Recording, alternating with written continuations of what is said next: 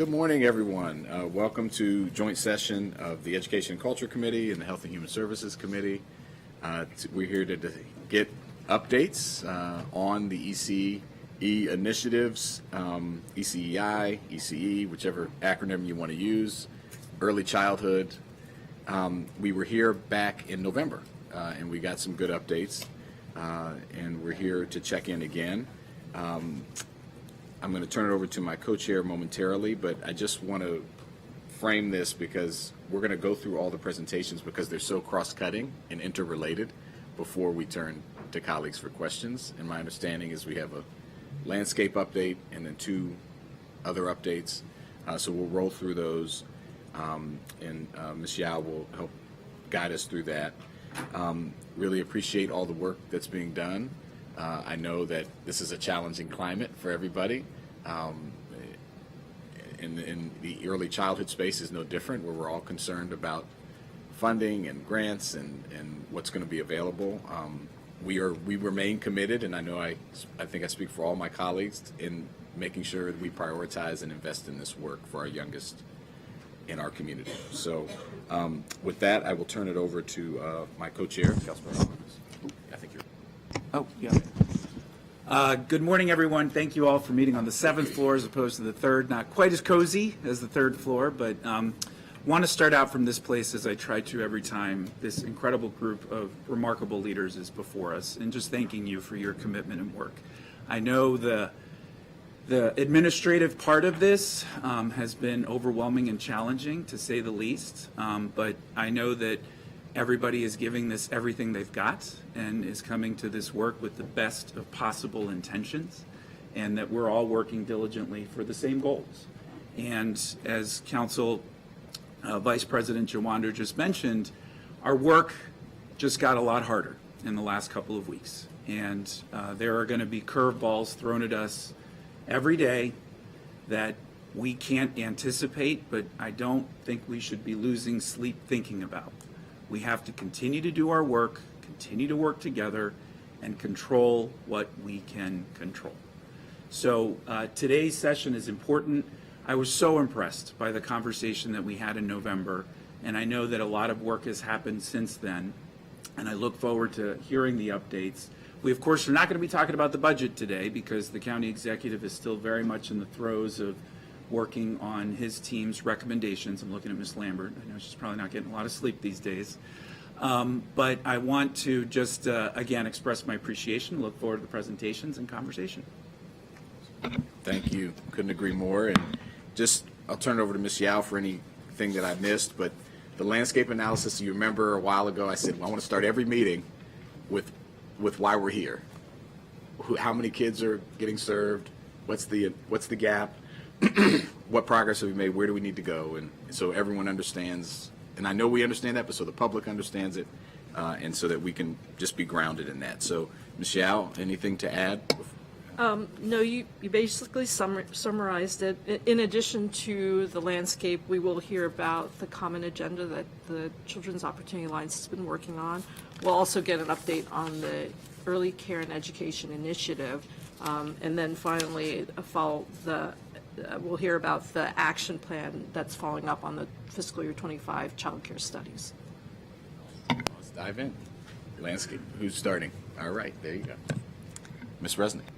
Good morning, everyone. I'm Kimberly Resnick. I'm the Executive Director of the Children's Opportunity Alliance, our county's coordinating entity. Thank you for having us here today to provide an update on our early childhood systems building work. We're grateful to be here today with partners from the ECEI, HHS, Office of Management and Budget, and Montgomery College. Over the past 3 months, a lot of progress has been made since we were here in November, and we continue to work together on our shared goal of improving our county's early care and education system. So first, as you mentioned, we want to lead with the data. So since our inception, the Children's Opportunity Alliance has really been focused on and thinking about what data is needed to help us make more informed decisions about what improvements are needed to strengthen our county system of early care and education. So the data that is here before you, some of it is data that you've seen before, but just to refresh all of us, we've compiled it onto one slide into 4 main sections. So the first section is how many children in our community are 0 to 5. So the bar graph on the top left shows the declining population of young children over the past 7 years. The most recent census data shows about 72,000 children under 5 and under in our county. Birth rates have generally been declining globally for the past decade and a half, but the declining birth rate in our county has been on trend with the state of Maryland until 2018, when the county's birth rate started falling lower than the rest of the states. The second bullet data point you will see on there is what is the total number of children by income tier, and that is in the bottom left. And it breaks it down using census data for children 5 and under into the 3 tiers defined by the Blueprint for Maryland's Future, with just 36% of children in Tier 1 representing children and families in incomes under 300% of the federal poverty level, which is roughly 90,000 for a family of 4. An equal estimated 36% is in Tier 2, which is up to 600% of the federal poverty level, and the remaining 27% in Tier 3. And it's worth noting we've added 2 important lines here. First, the number of children in families at or below 130% FPL, federal poverty line, which is less than 10,000. This is the eligibility threshold for so many federal programs such as SNAP and temporary cash assistance, but there are over 33,000 children in families living below the self-sufficiency standard for our county, which means there are over 20,000 children in families who are struggling to make ends meet and might not qualify for income supporting benefits. The third data point to reference is what is the capacity in programs for children 5 and under. So the county's recent supply and demand study determined an estimate of 33,600 licensed seats for children 5 and under. Then lastly, the number of publicly funded seats in our community. So we've previously presented this chart with only capacity and enrollment columns, but this year we've added a calculation across the 2 sets of data to determine just how many seats are being funded. There's actually a fair amount of change in this data over time from last year to this year, with the number of overall funded seats going up. We are now at just over 11,000 total funded seats to the best of our data analysis abilities. There is an alarming drop in the number of seats funded by Early Head Start. Centronia is currently the only one of the 3 providers doing early Head Start in our county that has stayed steady. Shepherd Pratt divested from much of their early childhood portfolio at the start of the fiscal year and had been renting space to an intermediary provider, but terminated that lease as of December 31st, ending all the childcare seats at Discovery Station. The Laurie Center is also winding down their early Head Start work in this county, shifting from the provision of seats, which they stopped funding in November, to focus on home visiting services and other strategic shifts. There's also a big increase in the number of community-based pre-K seats from 208 last year to 354 this year, thanks in part to the technical assistance and grant writing services we and our partners provided to 8 community-based child care centers. Also, participation in the state and local subsidy programs continues to rise, which is great for families as more working families are able to access child care supports. Then the last final data point to make note of is that just over 11,000 funded seats are available for our 72,000 children, and 33,000 of whom are below the self-sufficiency standard. So we still have some work to do.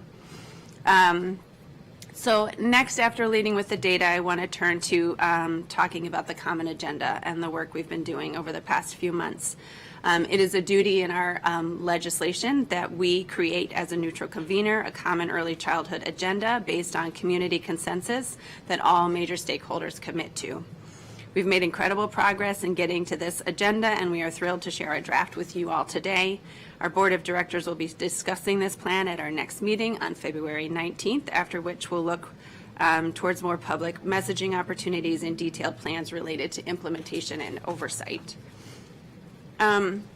So I want to start by referencing the Waters of Systems Change, a 2018 update to the seminal work around collective impact that was written by Kanya Kramer and Zange. And 3 of their top takeaways is that 1, systems change is about advancing equity by shifting the conditions that hold a problem in place. 2, to fully embrace systems change, leaders should be prepared to see how their own ways of thinking and acting must change as well. And 3, shifts in system conditions are more likely to be sustained when working on 3 different levels of change together: structural, relational, and transformative. Over the last year, we've done a lot of intentional work to understand the conditions that are holding problems in the early childhood system in place. We've done community engagement, data analysis, national best practice research, and landscape analysis. Then we pulled together a cross-sector set of stakeholders representing the diversity of this system. Our Common Agenda Advisory Group was composed of community leaders driven by a desire to see change in our community. We dug in deep together to think about all the data that we had, the input that we had received, and pulled together and then formulated a plan that aims to shift system conditions across all 3 levels. So what is the larger problem we're working to address? It's that less than half of our children in our county enter kindergarten ready to learn and thrive.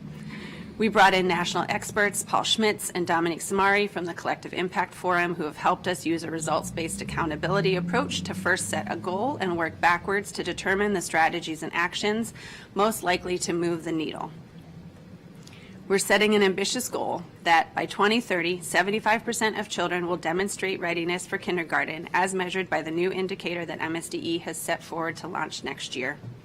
In order to keep equity front and center, we used a targeted universalism approach to prioritize the populations that are currently demonstrating the least readiness and understanding the factors that are impacting them.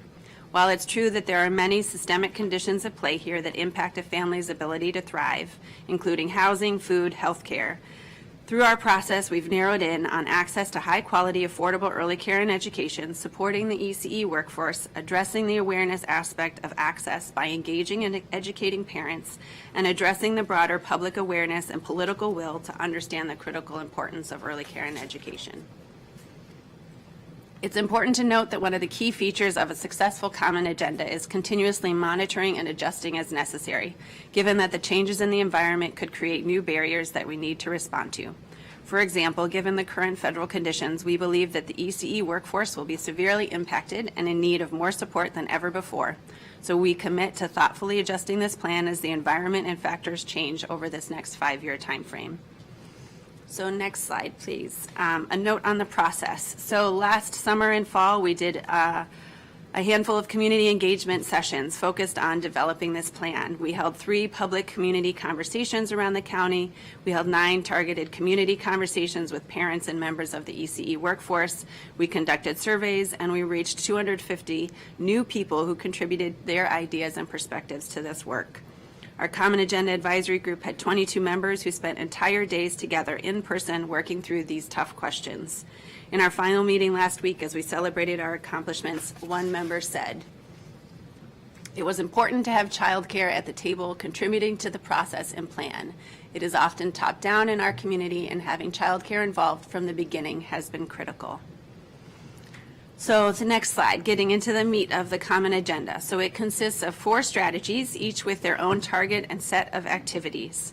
The first is to expand affordable access to high-quality early childhood education programs by reducing the cost and removing barriers for families. Our target will be to increase the number of children 0 to 5 in publicly subsidized seats from that 11,000 number we showed you at the beginning to a goal of 18,000 in the next 5 years. We know that the county's goal for expanding pre-K through a mixed delivery system in this same time period is around 13,000. So we have actually set our target higher than that to include expansion for infants and toddlers. We will also aim to increase the number of providers at high quality levels so that they are able to participate in these subsidy programs. Our activities in this area range from supporting the county's plan to expand access, which Jennifer Inez will present following this presentation, to supporting community-based providers participating in pre-K, supporting family child care providers, and advocating for modifications to the child care subsidies to potentially include parents while they are actively looking for work. Our second strategy is to engage with parents about how to ensure their young children are thriving and how to navigate and access early care and education supports and other educational and developmental resources in our community.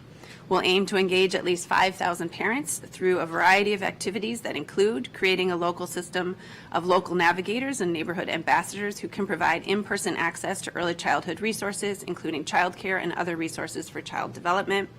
This will require work to improve and expand upon existing resource directories, supporting the expansion of free resources available to families, conducting additional outreach about key programs, and engaging key partners such as those in the healthcare sector. The next slide. The third strategy is to recognize and advance the early childhood workforce in order to recruit, retain, and expand the number of high-quality educators. We will aim to increase the number of workers in the early care and education workforce by 30%, or 2,600 workers. This work will be done very closely in partnership with the members of the ECEI, Montgomery College, as well as Montgomery Moving Forward, whose key recommendations you'll see reflected in our activities. We will be focusing on advocating for changes at the state level to adopt a career ladder framework and to create a workforce registry, to explore opportunities to provide better compensation and benefits to the workforce, to enhance pipeline development and improve sustainability of programs and thus their ability to retain their employees through supporting the launch of the County's Shared Service Alliance. Finally, we'll advocate for systems change and new public and private funding for early care and education to reduce the cost for families, raise wages and sustainability for the workforce, and make it easier for parents and providers to access these supports. Aligned with the goal in the ECEI action plan, we will aim to create in Montgomery County, a dedicated revenue stream to sustain this body of work. This work will involve building and leading a campaign, organizing a coalition, organizing stakeholders and supporting their advocacy efforts, and engaging the business community, all in support of creating a local, public, dedicated funding stream that improves access for childcare for families, raises compensations for the workforce, and increases stability of the workforce, and makes it easier for parents and providers to access these critical resources. Our next step is to move into work planning, where we'll identify our alliance partners who will play various roles in moving these activities forward.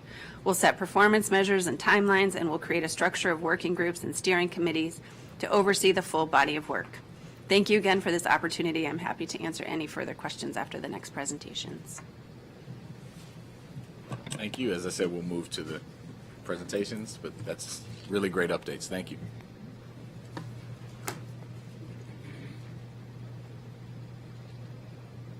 Great, thank you. So good morning, everyone. Jennifer Arnaiz, Senior Administrator for Early Childhood Services, Health and Human Services. I want to first start with a thank you for the opportunity to share with you today about our Early Care and Education Initiative. I'm excited to share the progress that we've made through strong collaboration across sectors, as well as the challenges and opportunities that lie ahead of us. As you know, early care and education are the foundation of a thriving community. By working together across government sectors, community-based organizations, as well as our stakeholders, such as child care providers, teachers, educators, families, we are strengthening the system that support our youngest learners. Today, my colleagues and I will provide key updates on several critical areas within the ECEI. We'll provide an update on our workforce development and the efforts to recruit, retain, and support early childhood educators through career pathways.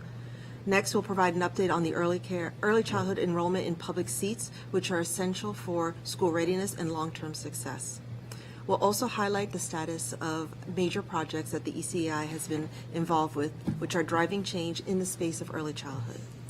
Another critical component of today's discussion is a review of our funding plan and how we are strategically allocating resources to maximize the impact. We'll conclude with a brief discussion on our action plan in response to the recent child care studies, the supply and demand, and cost of care, outlining our next steps within the public sector to ensure that families have the child care options they need. So with that, we will start with Montgomery College. Good morning, council members. My name is Lavina Nash De La Rosa. I serve as the Department Chair of Education and Psychology at Montgomery College. At Montgomery College, we strive to be a leader in early childhood education, offering numerous degrees, programs, certificates, and innovative pathways designed to meet the workforce needs of our county. We are grateful for the opportunity to work in partnership with Early Care and Education Initiative to grow the early childhood education workforce. We are proud to have accomplished with the generous dollars provided by the county to remove financial barriers and further the success of early childhood education students as they move towards and advance in the early child care education workforce. This slide illustrates the progress that we have made in support of early child early childhood education workforce thanks to your support.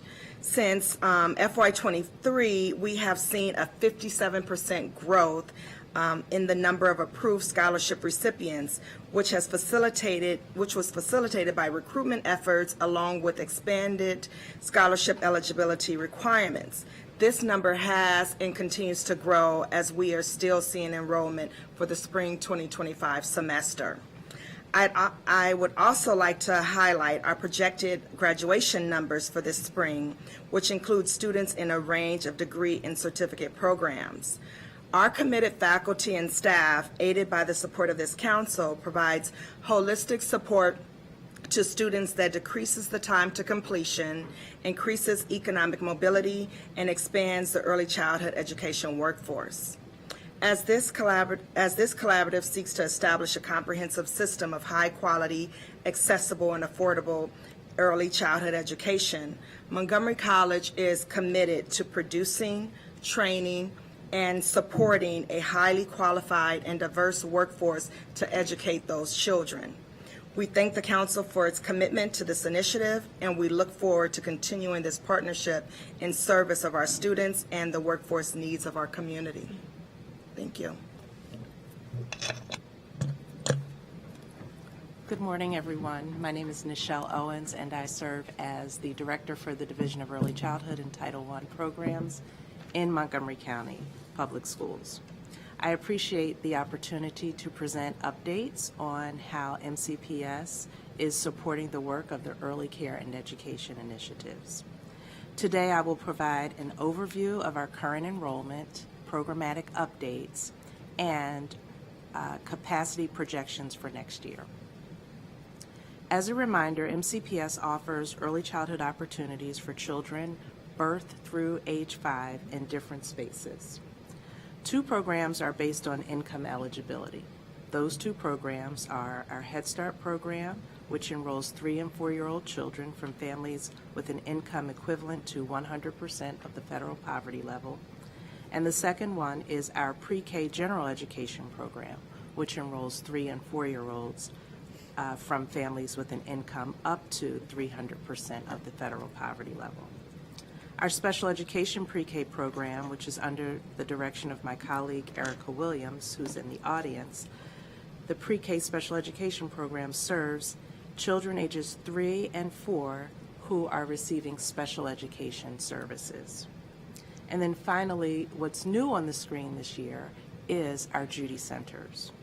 And our Judy Centers serve families and children ages birth through kindergarten.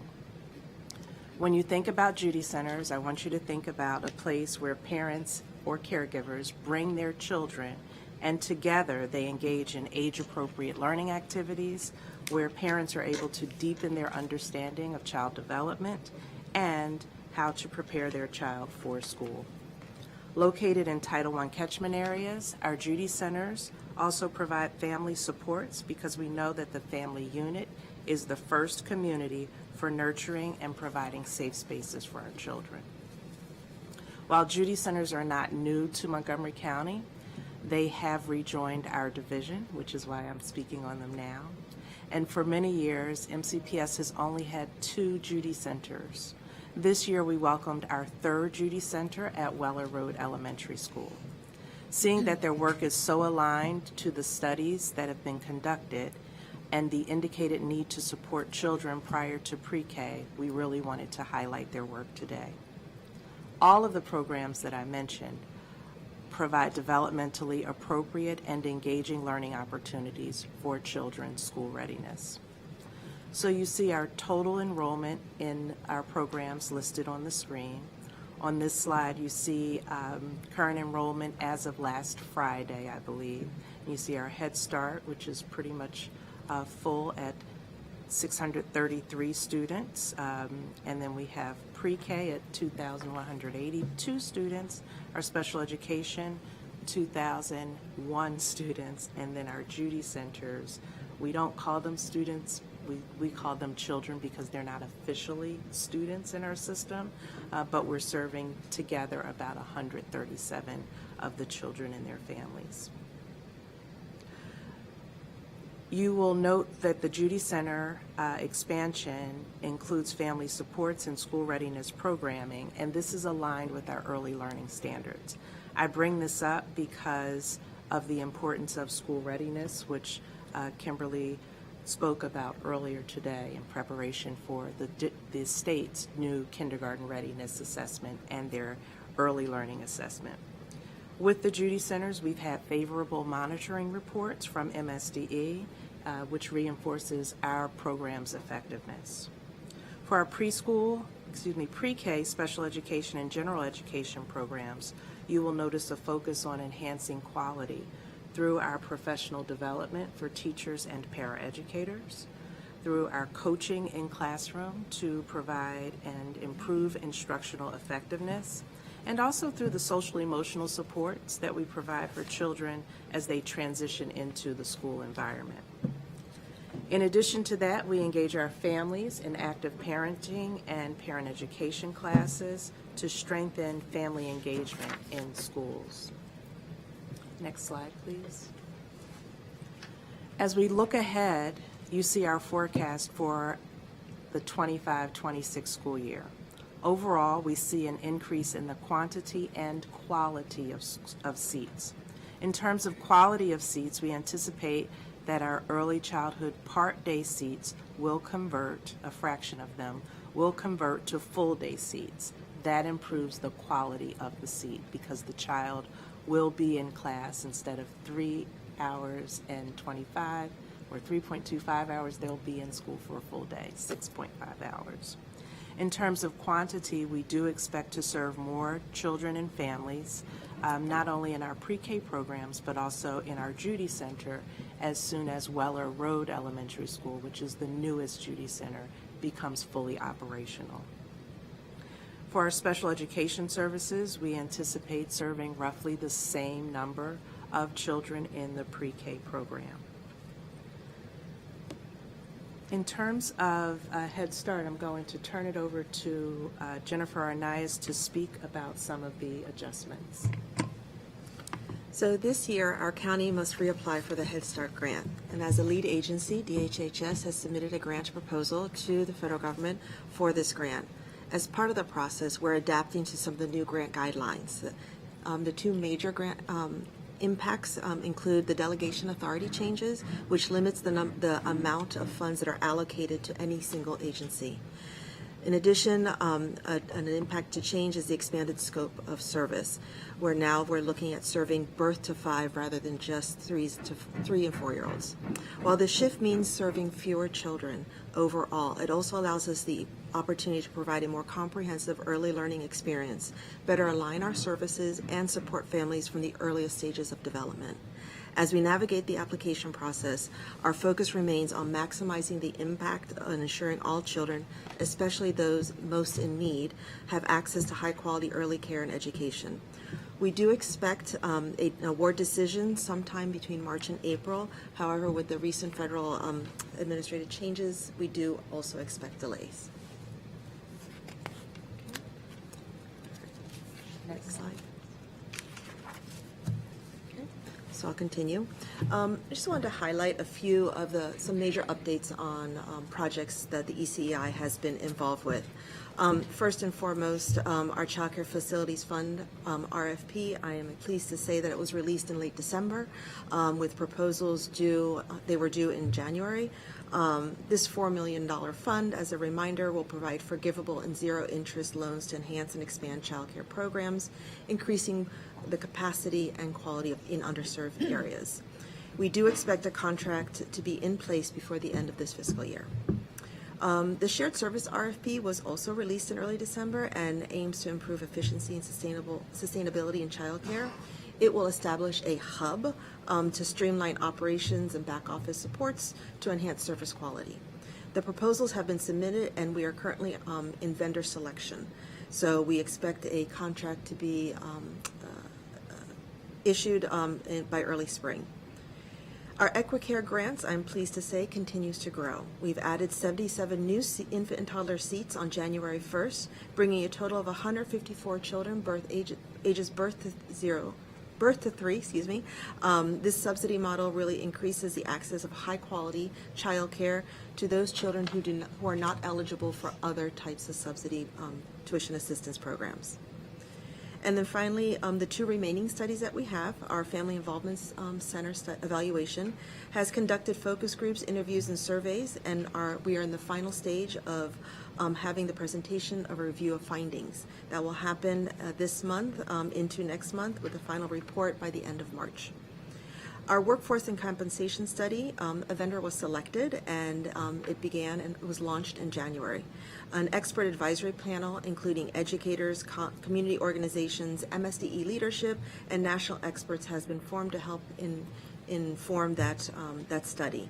Data collection through surveys, interviews, and focus groups will begin at the end of the end of February through March. Next slide. Good morning, everybody. Deborah Lambert from the Office of Management and Budget. Just to quickly highlight the actual spending and encumbrances for the first 6 months of fiscal year 25. We have spent or encumbered about $4.3 million in funds related to access and affordability. This is primarily in the Working Parents Assistance Program and in the state supplement. In terms of expansion, we've spent or encumbered about $650,000, mostly in the areas of our Go family childcare services to recruit and retain family childcare providers, children aging out of Head Start, early Head Start, the LENA program for language development, and the Basics program that is operated by the Collaboration Council. In terms of sustainability, we've spent or encumbered about $2.2 million in the first 6 months of the year. Much of that has been towards the childcare and public space refreshers. Also, childcare scholarships have encumbered about $500,000, and we've also encumbered funds to implement the workforce compensation study, an important study, as Ms. Arnaiz has mentioned. So the total spending or encumbrances for the first 6 months of the year is about $7.2 million, and when you compare that with the spending plan excluding prior year encumbrances of $15.7 million, that's about a 46% spend or encumbrance rate. So we believe that for the last 6 months of the fiscal year, we expect to spend the remaining amount down of $8.4 million. Much of that will be in the encumbrances that we are making in the EquiCare grants area, as well as spending down the Working Parents Assistance Program, which has been running at about $575,000 per month in actual spending. So we are optimistic that we will spend down the full allocation for fiscal year 25. So we're in good shape. Back to Jennifer for the action plan. Okay. So, next slide, please. So I wanted to recap key findings from our cost of care and supply and demand studies and outline our action plan in response that is in the packet. These studies has confirmed challenges that families, childcare providers face, particularly when it comes to affordability, accessibility, as well as our workforce stability. Key findings from our studies included that childcare remains unaffordable for many families, especially those with infants and toddlers. Providers operate on very thin financial margins, making it difficult to sustain quality services. Current funding structures do not cover the true cost of care, leading to staffing shortages and program closures. There are also significant gaps in childcare availability, particularly in underserved areas of our communities. Demand for infant toddler care far exceeds the supply, and workforce shortages continue to limit provider capacity and families' access to care. So without intervention, these issues will continue to impact children's development, family well-being, and economic growth. Our strategic priorities include expanding access and affordability, enhancing supply through infrastructure and policy support, strengthening the early childhood workforce, and building a coordinated system. Guided by these studies, by the study insights, we are taking strategic, data-driven action to build a sustainable, equitable, and high-quality early care and education system that benefits families, our educators, providers, and our community. Next slide, please. We are addressing key childcare challenges through 5 focus areas, phased in over time for a lasting impact. In terms of access and affordability, expanding infant and toddler care to meet the demand, improves subsidies to ease financial strain on families. In terms of provider stability, we're looking at expanding funding to cover the true cost of care, as well as introduce shared resources to reduce operational expenses.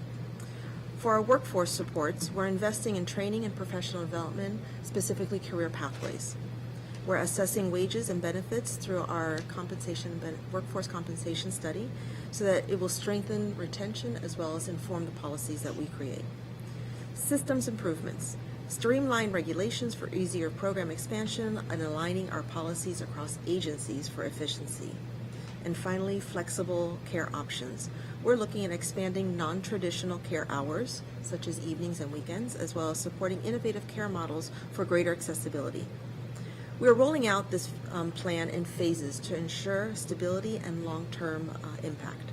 In the short term, so looking at 6 to 12 months, we'll focus on immediate support through funding, workforce incentives, and subsidy improvements.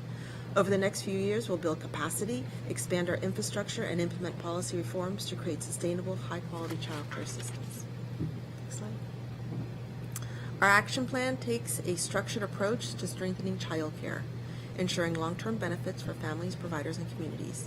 By FY27, our goal is for a more sustainable, accessible, and high-quality child care system. Our key outcomes will focus on expanding our child care capacity by 200 seats in underserved areas. We want to streamline our subsidies application process by reducing the application process by 25% through digital access. We plan to grow the workforce by increasing credentialing programs by 20% to enhance professional development. And we want to increase flexible care with 15% more providers offering evening and weekend options. Achieving these goals requires collaboration, investment, and ongoing evaluation, and we will track this progress, adjusting strategies as needed, and stay accountable to our mission. Ultimately, the success is measured not just in the numbers, but in the lasting impact on families, providers, and our community.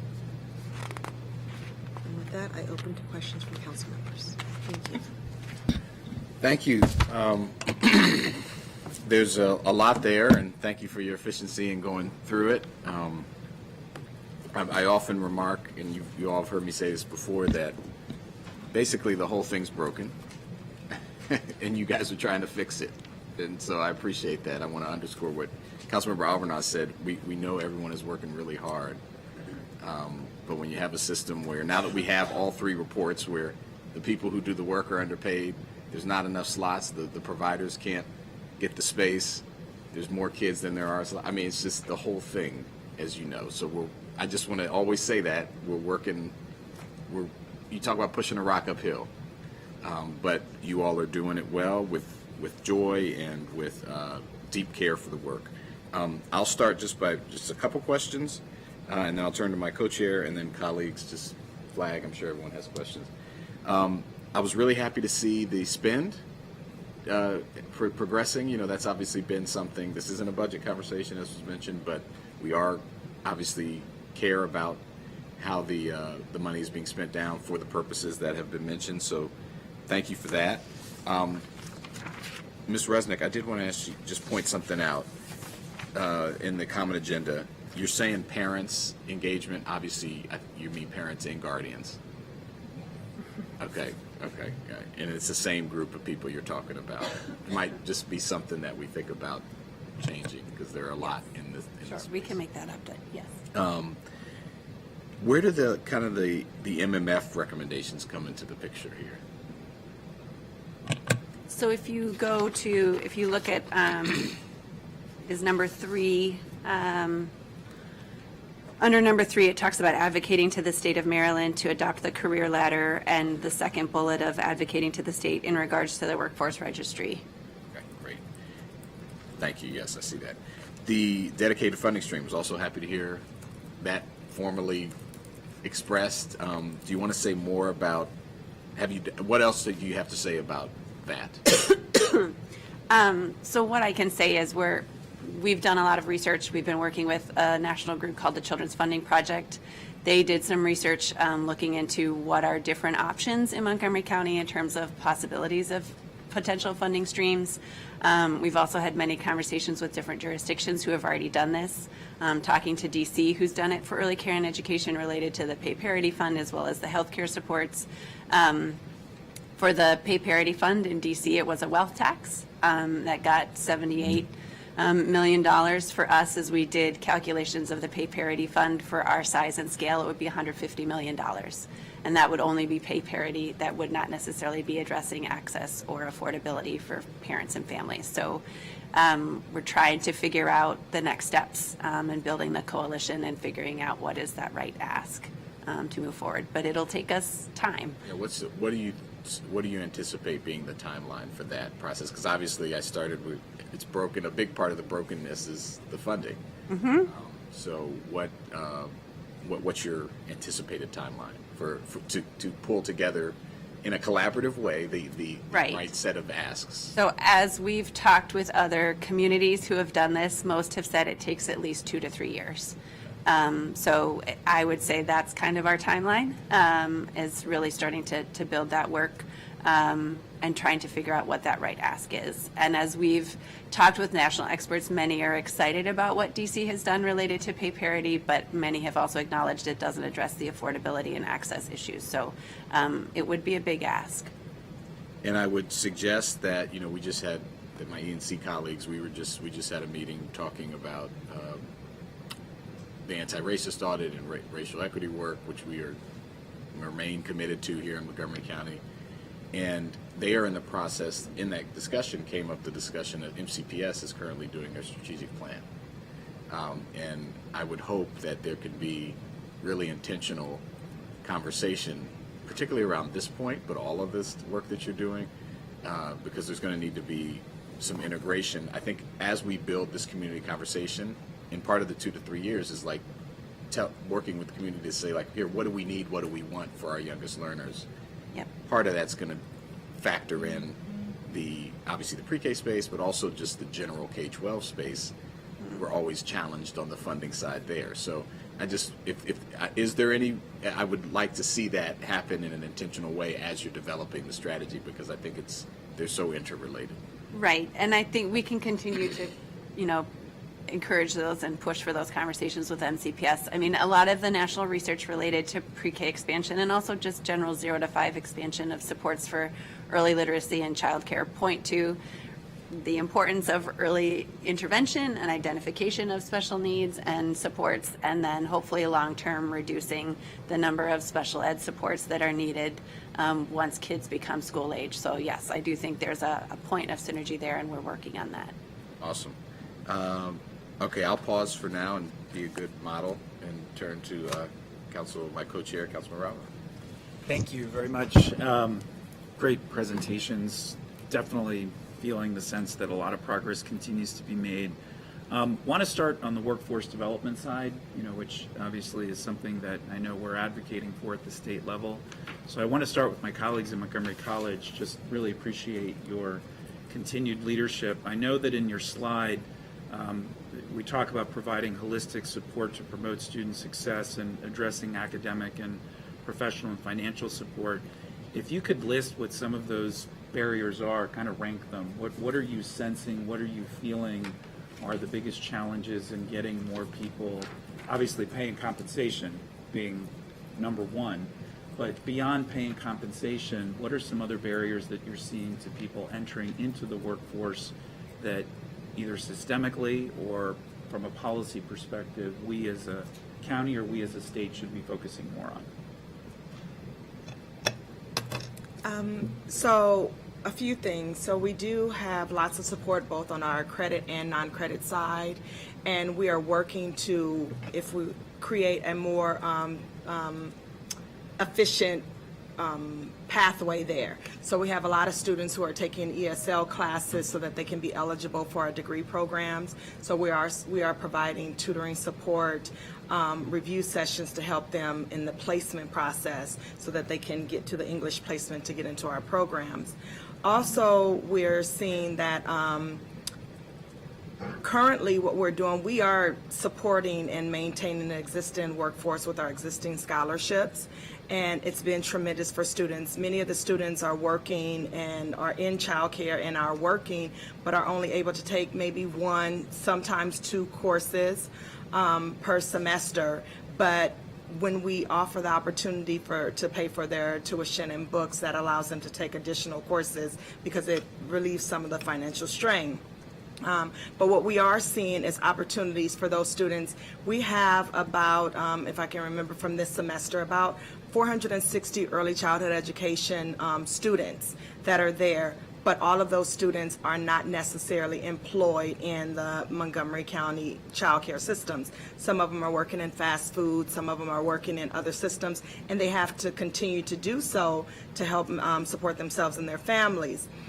But we know because of their choice of major, they are interested in this workforce. So we are looking to work with the ECI committee to think about some options that we can have to help bring them in, to support them as they go through. We have opened up the opportunity for specifically those students who are graduating in the spring and the summer session 1, ending this fiscal year, to be eligible to take those classes. It was kind of a quick push, and so we were able to get about 8 to 10 students who were interested and needed the support, even some who were looking to delay graduation because they couldn't pay for the classes, so now they were able to do it. So the opportunity to bring more of the students who are shown interest and are majoring in early childhood education, to support them more. So that's an opportunity that we're seeing right now. Thank you. That's oh, Jesus, falling apart here. Not a good sign. So thank you. I appreciate that. Another thing I wanted to highlight, and whoever can respond to this, one of the things that I found most enlightening in the conversation that we had in November was the challenges. You know, we talk about early childhood and education, but 0 to 1, 2 to 4, two very different categories, two very different sets of challenges. Within the common agenda or the strategic plan, could any of you talk about how we are more directly addressing those unique set of challenges so that we can continue towards the system building and not rob Peter to pay Paul? So I think first there's at the state level, right? What regulation changes can happen through ComCore, as well as any legislative pushes that can happen through Annapolis, so that we can have an alignment of the credentials that are necessary for childcare workforce. Second, within locally, also is looking at opportunities to have career pathways, right, that are geared towards an infant, toddler, or preschool. So there is a credential called the Child Development Associate. It's a CDA credential. It's 120 clock hours there's a number of 400 plus work hours that need to be included in there as well. There's an evaluation, there's an exam. So it is it's a process to obtain this credential, but there is a specific for infant toddler CDA, there's a preschool CDA, there's a family child care, there's a home visiting. So being able to promote those credentials as well to really finite and give the skill sets and the capacity for our workforce to be able to work with those various work ages. The other piece is also at Montgomery College, the scholarship does allow for individuals who are pursuing an infant toddler certification. So being able to take specialized courses in that area to be able to work with infant toddler versus preschool. So there are just a variety of strategies that are being implemented currently. But I would say first and foremost would be, and I'll hand it off to Kimberly to talk about, the pushes at the state level, because that really is at the state level being able to change regulations to be able to satisfy those credentialing requirements. So I think this definitely came up in our common agenda conversations of how do we balance the expansion of Blueprint Pre-K with the needs for infants and toddlers. And as we've talked with advocates at the state, it's great to see part of what is included in Blueprint for infants and toddlers is expansion of Judy Centers and expansion of Patty Centers. So it's great to see we've got a new Judy Center at Weller Road. And I think there are continuing to be conversations about how we could work towards having another Patty Center in our community as well. I think part of also, as we talked about setting our goal for that expanding access, we set that goal of 18,000, which is higher than what will be required of us for the Blueprint for pre-K, because we acknowledge and understand that we need to figure out this balance of also having access and affordability be addressed in the infant and toddler ages and stages space. But what I think, and the supply and demand study talked about this a little bit, is it's a bit unclear to us too, as we've gone out and talked with community, how many parents who have infants and toddlers actually want them in formal care. We've heard a lot more mixed in that space, that many of them are very comfortable and would like family, friend, and neighbor care. And so how do we engage in those conversations and ensure that individuals who are seeking that as their support service and opportunity for how their children should be cared for in those early years, that we are providing those supports as well. So as you look at our engage with parents and caregivers, it is talking about expanding programs like the Basics and Imagination Library and other supports for that are 0 to 5, but can also be very targeted and support the infant and toddler ages as well. So we're trying to look at that whole span, not just the pre-K expansion. That's really helpful, and I'll close with this for now and then get back in the queue, Vice President Chawando. But I just want to, no need to comment, I'm just going to preach to the choir here, but this notion of a dedicated funding source, that's how we're going to really move the needle here. We're going to chip away at the edges, do our best to address policy issues, but until there's more revenue to be able to meet providers part of the way, to be able to underwrite and ensure better compensation and support to help create more scholarship opportunities, we're going to be really, continuing to push this rock up the hill. And my friends at Action Montgomery did work around this issue several years ago, went as far as to do some surveys in the community, and found that people don't love new taxes, to say the least, but when they're directed to something like early childhood and education, there's a significant openness to them. And so this is not a great time to be talking about raising revenue in light of everything that we're experiencing and the challenges at the state level and what's coming at the federal level. But it is something that we should not lose sight of. And as we build this coalition of support from the people in this room and the people out in the community, this common agenda, I think we're building towards that. So it's just, I wanted to make that comment. I'll yield back to you, Mr. Vice President, and then I'll get back in the queue. Sounds good. Councilmember Mink. Thank you. All right. Thanks for these great updates. Very exciting. Again, we are going to keep making progress here in Maryland and Montgomery County, despite other factors. So I appreciate you all continuing to do this work. And I want to really emphasize my strong agreement with the point that you just made, Chair Albornoz, on that. We really do need directed revenue. And I think it makes a lot of sense to lean into what research has found, which is that when we're very clear with people about where that money is going, then they can really see it paying off. And I think we got to make that a priority. And obviously we want to make that, find ways to be progressive and make sure it's coming from the right people and places. But we do need revenue in this space. Could we go back to one of the early slides with the current ECE landscape? I think that's a really important one, I think. Was it the very first one? The data, yes.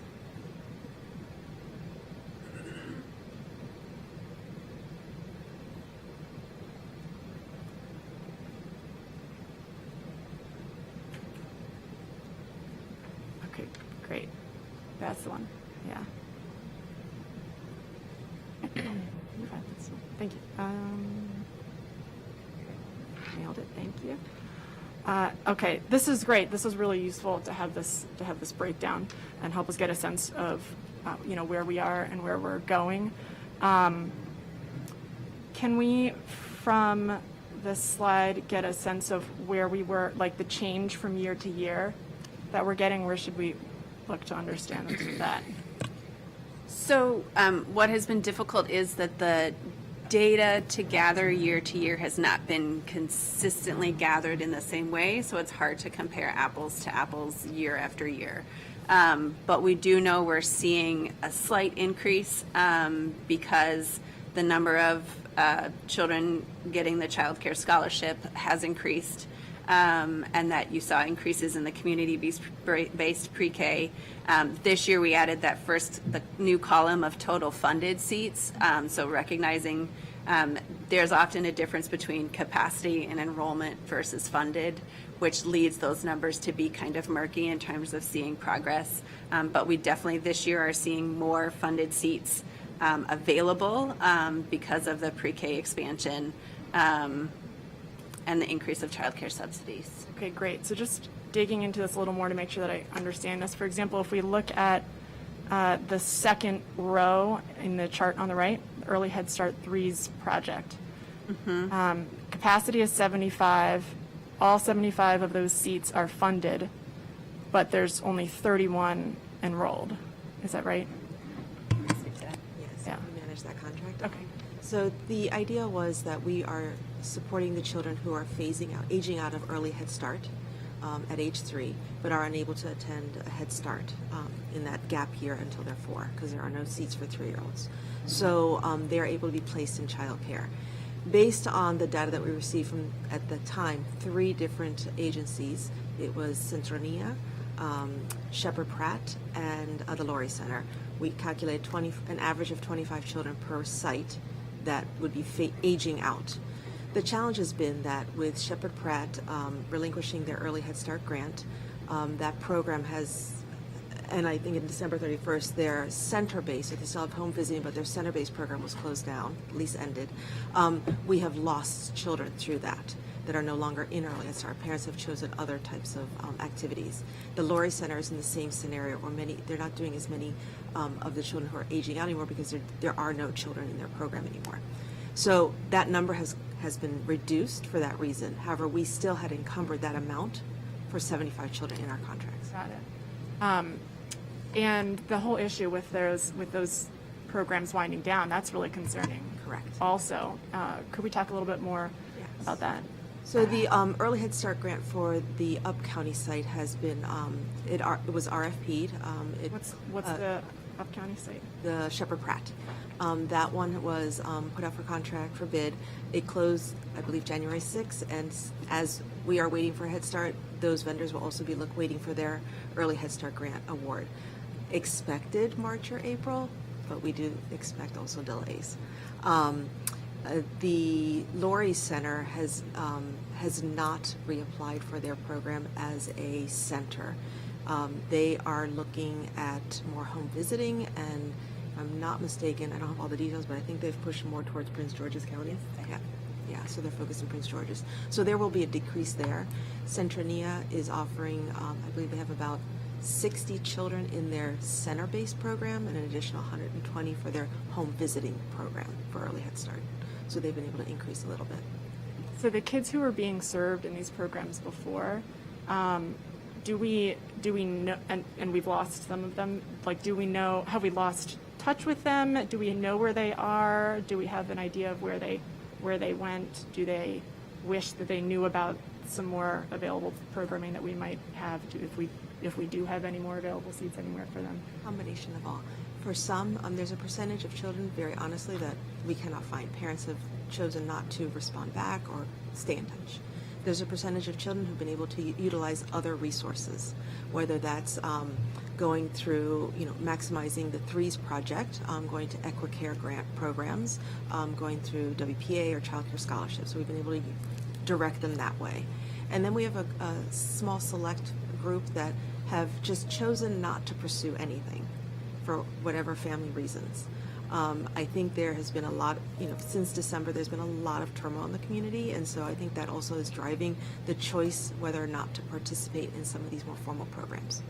Do we have availabilities if they wanted to be opting back in right now? If anybody's watching at home, do we have availabilities or somewhere for them to go if they wanted to be in a program? So with Equicare, we do have, we're around 76% utilization, so we do have some space, some seats there. Depending if they're eligible for WPA or Child Care Scholarship, there'd be an opportunity there. And remember, those two programs are based on if it's a single parent or it's a two-parent home, that those parents are working or involved in a program of training program. And then, of course, there are a few other community-based that we're able to connect with and see if there's spaces there, community programs. What's our, maybe this number's on here somewhere, in terms of available seats in community-based preschool programs, do we have an idea of capacity for those? Like, are there empty seats generally? Are there providers that are looking for more kids still? Is everybody full? I think if I'm recalling previous conversations, there were. So yes, there for the seats that are funded, there may be some that are. I guess let me ask Kimberly to talk about your blueprint. So of the 3 programs that we have supported through the $1 million we were appropriated this year, those programs are all full. The other community-based pre-K programs, I don't know if you know, Nichelle, them, or if there's any MCPS seats that still have. So we still have MCPS seats available, in particular in our part-day classes for 3 and 4. A very few number of 3-year-old class seats, but our 4-year-old part-day seats are still available. In our community partner space, I'm not sure of the exact number, but there are some partners who have communicated that they still have space available. Okay. And those are in funded seats? Those are funded seats, yeah. Okay. We can circle back with a list of programs that do have vacancies from those that we know. But in terms of the overall childcare landscape, when you look at all licensed childcare, right now childcare programs are averaging around a 70% of enrollment. So there are spaces available in the community. And again, if those families are eligible for CCS or WPA, they'd have the opportunity to access those dollars. Okay. That seems like, yeah. So looking at the data, if you look at the line that is community-based pre-K seats, the data we last had is that of the 354 community-based seats, there are 310 that are currently enrolled. So that means, if I'm doing quick math right, 44 seats that are still open. So we can get the list of the community-based providers who still have those seats. Okay. And you said that you said that COA was supporting 3 programs? Yes. And those are all full? Those are all full. That's great. Can you help fill some of these other seats? We can figure that out. Good. Work on it. Okay, that would be great. I also don't want to be duplicative. Are people active? What's already happening to fill those seats? Is there a way? I also don't know your current capacity at COA, but it just seems like there's an opportunity here. So there is an opportunity, and it's something that HHS has led on. We have staff that are called family resource specialists, and those individuals help families find childcare. They help them navigate through the journey of applying for CCS or WPA. They connect them to Equicare seats, they connect them to Blueprint seats, they connect them with Head Start, they connect them with Early Head Start, as well as a list of other programs that have come to us that have their own scholarship programs. Faith-based programs, community-based organizations that have programs that are available at no or low tuition. So those family resource specialists counsel families in accessing, as well as hand-holding and walking with them that journey of application. Okay, that's great. It would be, yes. In MCPS, we continue to enroll throughout the year, and our family service workers do a similar model that Jennifer just explained, seeking families who have 3- and 4-year-old children in order to fill seats. As I mentioned, we enroll continuously throughout the year. There are some seasons where it gets a little quiet, but our official launch for next year will begin on March 3rd for enrollment, and during that process we will continue to enroll for this year as people come into the community. Great. So it sounds like everybody is doing that work, which is what we need, especially with this low-hanging fruit of funded seats that are empty. We know that there are families that need care, and so making those matches, of course, remains a big part of how we can make a dent in this work. So everybody understanding logistically how folks can be not pursuing the same families, but this is a big county and a big space, so how we can be working together to get those seats filled at as rapid a clip as possible, obviously would be a good thing. And related to that, something that I did not see was a report out of COA's activities. Can you talk a little bit about what you've done thus far in the fiscal year in terms of different, what seats have been filled, what activities you all have done, and also a budget update, realizing we're not going into the next year's budget, but just one that was comparable to what we heard for Dandy would be great. Sure. So over the last few months, we've really been focused on the common agenda work and moving that work forward. At the same time, as a result of the $1 million appropriation that we received for this year, we focused on setting up contracts with 3 different community-based providers who had additional capacity to serve additional pre-K students. So the Goddard School in Gaithersburg has a classroom of 10 3-year-olds. The ARC had an additional 4 students that we are supporting in Silver Spring. And then Minds in Motion had a full other classroom that they have been able to fill up in Gaithersburg, so 20 more students. In addition to that, we have moved on to Plan B from the proposal from last spring, which was moving into the capacity building for community-based providers. We opened that process up in November or December, and just over the last few weeks have gotten a final group of them approved. So we are working with 5 community-based providers who all are currently a level 3, are all interested in applying in the spring for the pre-K grant when it becomes available. And we will help all of them with the grant writing. Those 5 centers are Georgetown Hill, Horizons, Busy Bees, Hope Grows, and the Nursery. And I think what is interesting, when you look at 2 of those centers, they are right next to Title I schools. They have pre-K classrooms right now that are not full, and so they really see this as an opportunity to expand their ability to serve students in their catchment areas. And so they are very much looking forward to the pre-K grants and our supports to help them do that. So that's been the work.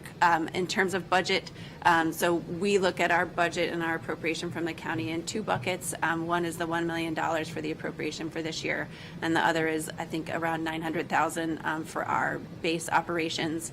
Of the $900,000 for our base operations, I think we're at somewhere between 55 to 60% spent of those funds, which is on par for the year. For the $1 million, with the different supports that we have, we've been able to commit $642,750 with the 3 contracts for Minds in Motion, Goddard, and the ARC, as well as we have a contract monitor who's doing work to support that. And then the capacity building for those 5 community-based providers is around $50,000. And then we did approve 1 budget amendment for MMF for them to do the work for $100,000. So that means there will be, at this time, approximately $350,000 that will not be allowed to be spent. What can you say more about that part? So $350,000. Yes, of that $1 million appropriation that will be unspent based on our current contract as it is written. We asked for a contract amendment in July or August as soon as we knew what changes had happened at the state, that more of the community-based providers that we had helped with the grant writing, 7 out of 8 of them received the funding from the state, and so we knew we needed greater flexibility with our contract. And so we've been through a very long process from July, August until now to figure out who is the decision maker and how do we make decisions about amending our contract so we would be allowed to spend down the remaining funds that are included in our budget.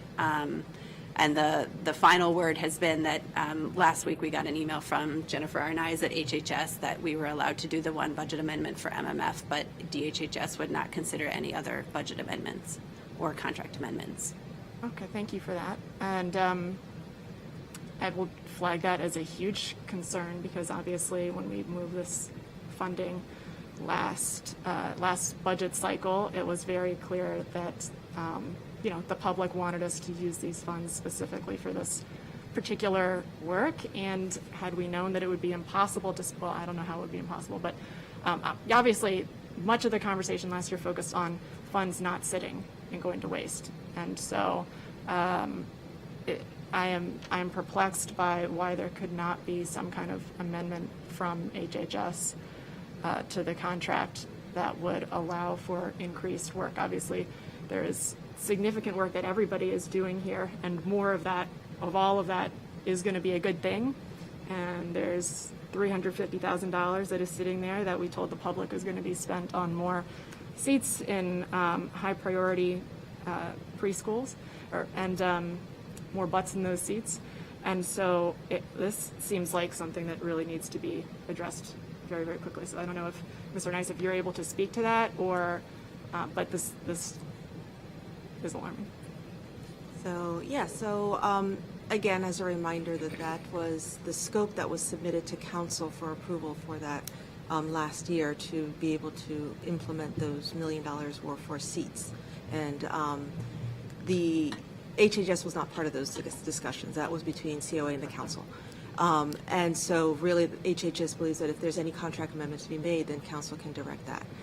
The word came back that council was not going to engage in any negotiations, which I understand as well. So keeping true to the scope that was presented at council, which was to expand seats, the proposed amendments did not align with that initial scope. So at this point, to be able to, it didn't align with their legislative process as well with not conducting direct service. HHS has decided at this point we're not going to engage in any more conversations on contract negotiations for the balance of those funds. Okay, well, if this is a council thing, then I am certainly happy to take up that conversation. My understanding was this was not a council thing because this is a contract that is that lives on the executive branch side. But if this is a council thing, I would love to engage because I feel a responsibility to the public to make sure that these funds are spent out the way we indicated they would be spent out. And if there's like a language tweak that has to happen in there, certainly the the intent of the contract is for it to be spent to increase the number of seats and butts at these preschools. There are seats available, there are butts available. All of those things need to be put together, and we just 2 minutes ago talked about how there's space to do more of that. So if this is a council, I don't recall being asked about that, but I'm happy to be asked about it, and I'm happy to engage on that. None of the services that were proposed in the in Plan A or Plan B appear to be direct service under any of the under county code, which doesn't define direct service. And having checked in with the county attorney as well, he was a little confused about that as well. So I do feel like there's an opportunity here, and glad to continue this important conversation at an urgent rate because we're coming up on the end of the year. I yield. Thank you. I'm going to go to just my co-chair for briefly and then come to Council Member Lukey. Thank you. Just to address that point, so, obviously it's awkward because we can't have these conversations individually as colleagues because we're discussing budget matters, and so our staffs have been in many meetings to discuss this issue, and we can talk offline to see where we go from here. When the appropriation was made last year, it was done without consideration or understanding of exactly what it would take to actually appropriate those funds. And there have been reasonable concerns raised about how exactly to go about doing that, and a difference of opinion between the stakeholders who are involved in that negotiation. And so it's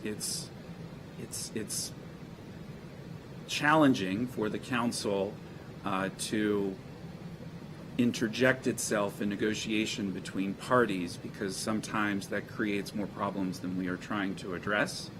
But look forward to discussions offline to see within the council side what more we can do to clarify this issue, because obviously we don't want money left on the table, but it also is important moving forward that as we as a body make decisions on adjustments of any sort of funds, that we think through all of the issues involved with that. And so, just something to think about moving forward. But I appreciate the comment. I recognize the urgency. I appreciate the diligence that everybody has been putting into this.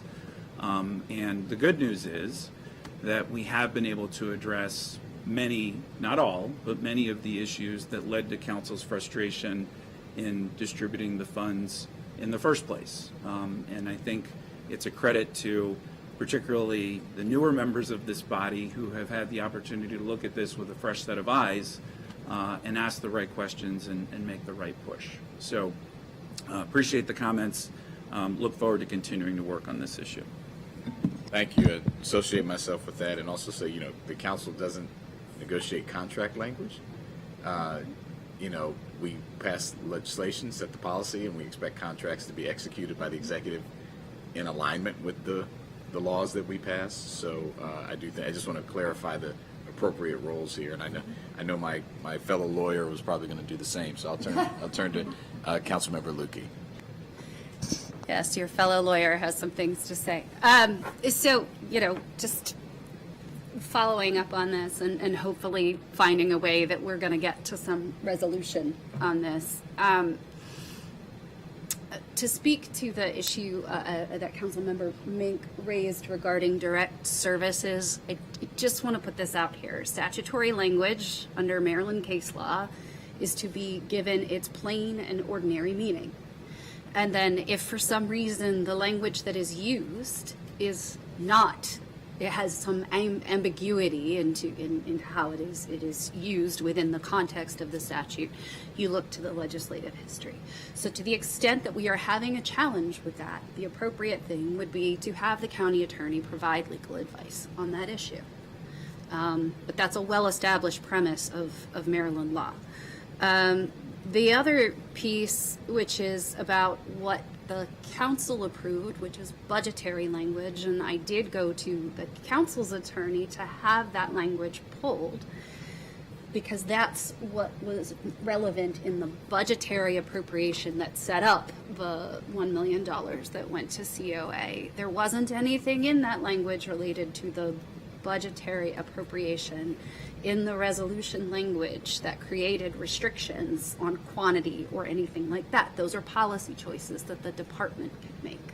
They were not something that the council specified or had placed in that resolution. So at this point, given the sort of length of time that there has been hand-wringing over this and the number of issues that have been raised, I would like to respectfully request the co-chair, since this is a joint session, to schedule a session that would involve being able to go into closed session under the general proceedings article to seek advice of counsel related to this matter and to have the relevant parties associated therewith present for that meeting and discussion so we can wrap this up. So that's my big ask. It's a procedural ask, it's not a motion, but that's my ask so that we can effectively deal with that. Because, to Councilmember Albernaz's point, we aren't able to talk to each other directly about these things. We talk through staff. We've had enough of that, I think, and we need to collectively finalize this, reach resolution, and preferably do so before we go into the next budget cycle, right? So that we're all on the same sheet of music. I'll just respond and say I agree. I don't think anyone up here, including any of our other colleagues, want $350,000 not to be spent. Right. So we Right. have to resolve that. And obviously, whether we agreed or not last year on putting the money over, that was a compromise, and it has been spent and is in the process. So I'm fine with that. Let's follow up offline with the county attorney. But let's figure out a process so that we can get the money spent. So whether it's exactly that process or some other agreement that is worked out before we have to get to that, which would be preferable from my point of view, we do need to get it spent before we head into the next budget. So turn it back to you for any other questions. All right. So these are not necessarily in any particular order other than how I thought of them as you all were presenting, so I apologize for that. Glad to hear we have a new Judy Center at Weller Road. There wasn't a statistic on the slide about how many children are enrolled at that Judy Center. Just to that. Sure. First year of Judy Center is a startup year. So Okay. We just hired staff at the beginning of January. Okay. So we currently have 2 staff members, our family service coordinator, as well as the program manager. Next Monday, we'll be interviewing for an office assistant, and then the following week, we will interview for a playgroup facilitator. Okay. And once we're fully staffed, we'll really get out into the community, but our program manager and our family service workers have been collaborating with the linkages and community schools that staff who exist at Weller Road, as well as their parent engagement outreach, to start to recruit families and offer a small set of services. So they are not ready to do any reporting at this time. Okay, thank you. No, that totally makes sense. So based on the total numbers, it looks like we have seats presently for 47% of kids under 5 living in the county, if I did the math correctly, based on the 33,600 number and the total number of children under the age of 5 estimated to be living in the county. And so we have two separate issues. One, increasing additional seats. Two, increasing the match between the children and those that are available. And I know my colleagues have already questioned about that and how to do that. And I know we have a number of community members and advocates here today who are listening, and you know, as Councilmember Jawanda always says, the millions listening at home. There are a lot of people who are really invested in this and coming at this along with all of you from a place of really good intention. What I think is confusing for a lot of people is we, and I'm using that as the royal we need to do a better job of explaining the what to whom by when to the public about all of these things, and to signal to everyone the collective, we're all in this together, we are all trying to row the boat in the same direction. You know, no turf guarding, all in collectively, and all hands on deck to get it done, right? Because that's not necessarily kind of what's going on, or the perception, I should say, of what is going on. And so today, when we talked about, and we heard about the workforce piece of it, and we also heard from the common agenda, the workforce piece of it, it would be great if the next time that you come before us, there's more marrying of the common agenda with those in the ECEI who are doing those pieces, so that it is spoken with one voice. That's what I'm asking for. Because you're all working on these different distinct pieces that belong in your individual buckets, but finding a way to talk about that in a more knitted together fashion, I think, is to the benefit of all. You talked about having an ECI goal of increasing capacity by 200 seats by 2027. How does that align with the common agenda's goals? So first, I think it's important to note that there are segments of both plans that are going to overlap. Mm-hmm. Parts where COA will be able to advocate in certain arenas and pull that work up, and there's certain areas where HHS or MCPS or Montgomery College will be able to lift up their work and lead that. So the overlap is intentional. The overlap it's part of our work, right? And so specifically to what you're asking, like the 200, right? We're looking at 200 in underserved areas. That is straight out of our studies, our supply and demand studies, that we needed to increase. So within the common agenda, which I actually sit on as part of their advisory group or steering committee, you know, as well as many other advocates, right, are there. You know, that is something that was elevated organically from the group, which matched our studies. And so marrying those two together, obviously it makes sense, right? It's coming out of their group, it came out of our study. So being able to do that, it's a piece that COA will be able to leverage that. ECEI is going to do that through their public dollars, but also we're able to do that, right? By encouraging other community members to be able to support those goals. So there's going to be parts where we're going to be, as I said, overlapping and leading and following. You know, we all have different roles in this. So, right. But just to that specific 200 or any of the other pieces, it's weaved into the common agenda as well. The family involvement centers, is there a way to work on weekend and evening hours to support those who could or should be engaging with the family involvement centers? So you're leading into our findings. That hasn't been released yet, but in the findings there was an evaluation of our family involvement centers.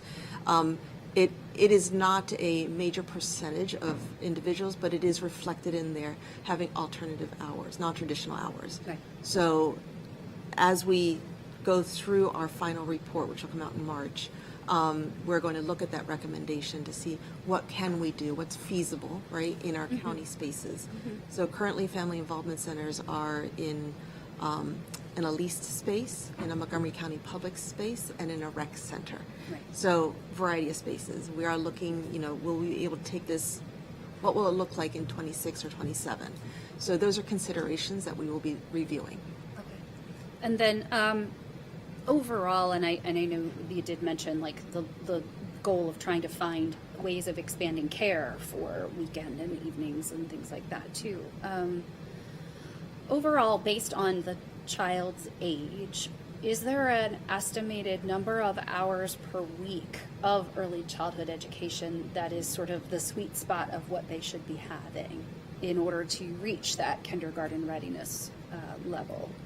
So there isn't a sweet spot in time. I think what we look at predominantly is aligning it with working parents, so looking at a full day program. I do think that based on the research and national experts, right, that consistency and routine in those environments, as well as the dosage amount that they receive, right, and the quality of that is what is primary. In terms of an hourly rate, as I said, we're looking at typically 6 to 8 hours. At most childcare programs operate on a 10 to 11 hour day. But it's also, we live in a society where those programs are dictated by the structure that they exist in. So if it's in a school system, they have a maximum availability. If it's in a home, there's you have a wider range. If it's in a leased space, so those constraints define, unfortunately, some of those limitations. Yeah, I mean, I guess I meant not the total time of care, right? Because having been in that having been in that bucket for a large chunk of time and celebrating wildly when all my kids finally had reached kindergarten age, yeah, which I know Will's in the same boat. So there was a certain amount of there were all kinds of structured things that happened along the day. Part of that was the snack, part of that was the lunch, part of that was the recess time, part of that was the nap time. But there was the very structured sort of educational piece too. And so I guess I would love to know, based on research, what is the sort of quantity of that structured educational piece, recognizing full well we need all the other parts, the social parts with the lunch and the snack and the recess and all the imaginative play that is also part of the learning process. But what is the sweet spot for that more structured educational piece? Because that helps us to better target resources, as well as looking into the how do we balance better with our working parents, right?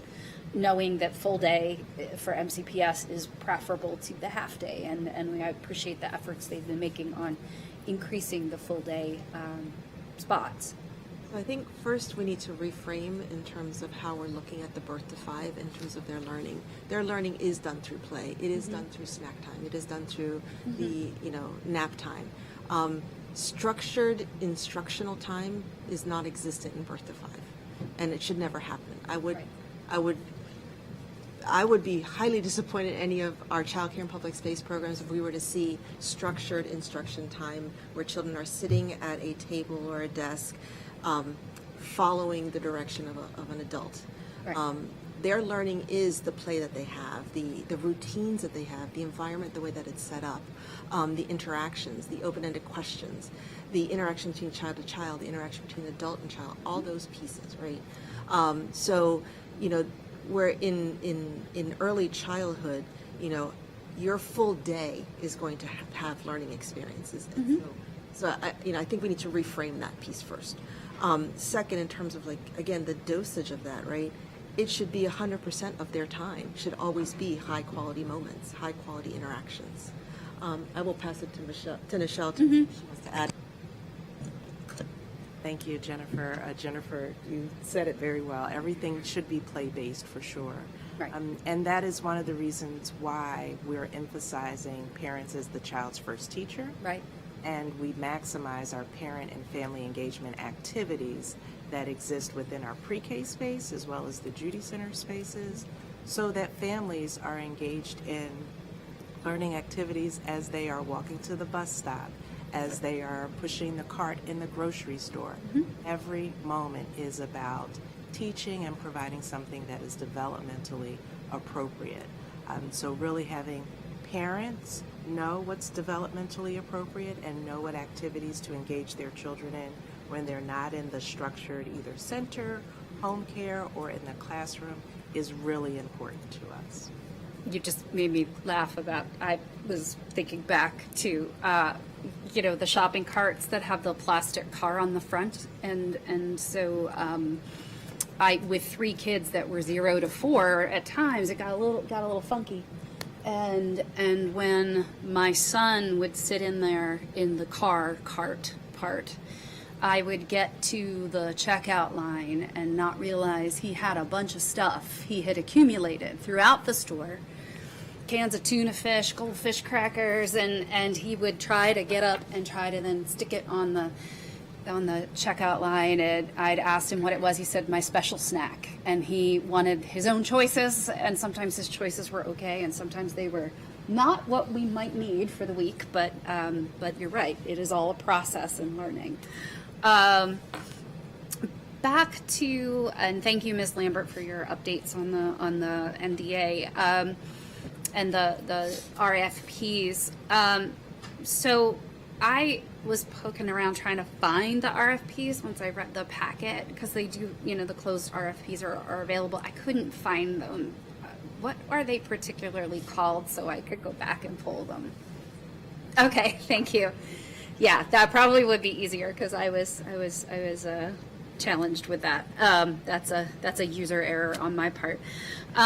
In terms of Montgomery College, and knowing that the target goal was the 2,600 increased early child care workers over 5 more years to do that yields about a 520 per year increase in people getting certified to do this work, but also that means not having attrition either, because you would need a higher yield to deal with the attrition. What are and I know that 520 number is above where you're seeing the current level of enrollment. How do you think we can best fix that gap in an expedited way? So what we're seeking to do is try to establish continue to grow and establish multiple pathways, forging relationships with our partners, MCPS, supporting with the child development associate that we're doing to try and help them to support their classrooms there. We are looking at, we currently have alternative certification programs that are working and looking at restructuring those to possibly continue in the future. Just looking to grow in all of our degree and certificate programs, but then at the same time also with recruitment and really again, also a partnership. So we are connecting with the students who are in early child care at Montgomery County Public School Systems. We offer open houses and tours every spring to have those students come, really trying to pique their interest and just making sure that the experiences that the students have in our programs are going to be ones that are greatly supported. We try to provide all kinds of coaching services to make sure that those that we have complete, and then also trying to continue to welcome new students into the programs. Do we have any idea how many of the students within, because I know I've visited Magruder's program, right? It's a great program. Do we have any idea how many of our MCPS students who participate in the MCPS early childhood career track programming subsequently go on to work in that field? I don't have that information. It doesn't fall under my, but we can certainly find that out. Okay, because I know I've mentioned this during prior joint hearings. We do have data at the state level, but it's every county's data. That goes back to the 2007-2008 academic year, where you would be able to see both course selection in classes and how they then translated into higher ed, whether it's an associate's degree, a certification program, or a four-year degree, and then whether they enter the workforce in that NAICS code. And I really think that would help, especially as you did mention, some of the folks are supporting themselves with other work while they're trying to do this. And then what forks in the road do they hit? Do they end up staying in early childhood? Or did they go somewhere else? Because that will help us understand better what the factors are that lead to either diminished persistence in completion or to not pursuing a career within that track. I strongly recommend reaching out to the MLDS and seeing what they would be able to do to collaborate with you, because it's your own data. It's just matched in a way that would allow you to see the results in a better and different way. And I know they've done that for other school systems and other colleges and universities. So, one last question. And I know you were talking about the up-county site with the Shepherd Pratt piece, and there's an up-county site that is important to me that serves in and around my district that we've been trying to bring online for some time now. And I fully respect that we are in a very uncertain landscape right now on timing and life in general, as I said before we started when I came in. But back to my point about everybody working collaboratively together, one of the impediments that has been conveyed to me is that the entity can't encumber the funds that have been budgeted by the county for this project until the child care provider has been confirmed and locked down, which they are waiting for a grant notification in order to fully be ready. And then the timing of that puts us in a very unusual place. And is there a way to get to yes to facilitate this better? Because it's kind of that like chicken and the egg situation. And knowing that this is a project where there are state bond funds that have been allocated in the FY24 state budget for this project, what could be done to sort of help tie it all up better? So the funding is being put through our Office of Grant Management, and the agreed upon requirements for that were twofold. One was to have, yes, the vendor selected, as well as a signed lease. And so, being able to appropriate the funding to, or be able to pass the funding over to the agency, the entity, they'd have to comply with those two. I would need to go back to OGM to see what, if any, changes could be made, because this has already started. I don't know the answer. I have to find out. Right. But I think that, the other piece is this has also been 2 years in the making, right, waiting for this. And so having a program that we are also very cognizant about, the June 30th, the money expires. Mm-hmm. And there's no rollover for next year. Right. So being able, we're hopeful, right, that I know that's contingent upon their partner receiving a federal grant. Hopeful they receive the grant. Hopeful that gets on a timely basis to be able to fulfill that. The county does have a commitment of that match of $1 million for their state bond. So, but the distribution of that would, again, it's based on those two criteria. So we'd have to see if there's something different. But that's a lot of money also to be able to, let's say if I were to say you have half of it, right, the lease. Right. I'd have to ask, that's a lot of money to issue and then not have the vendor in place.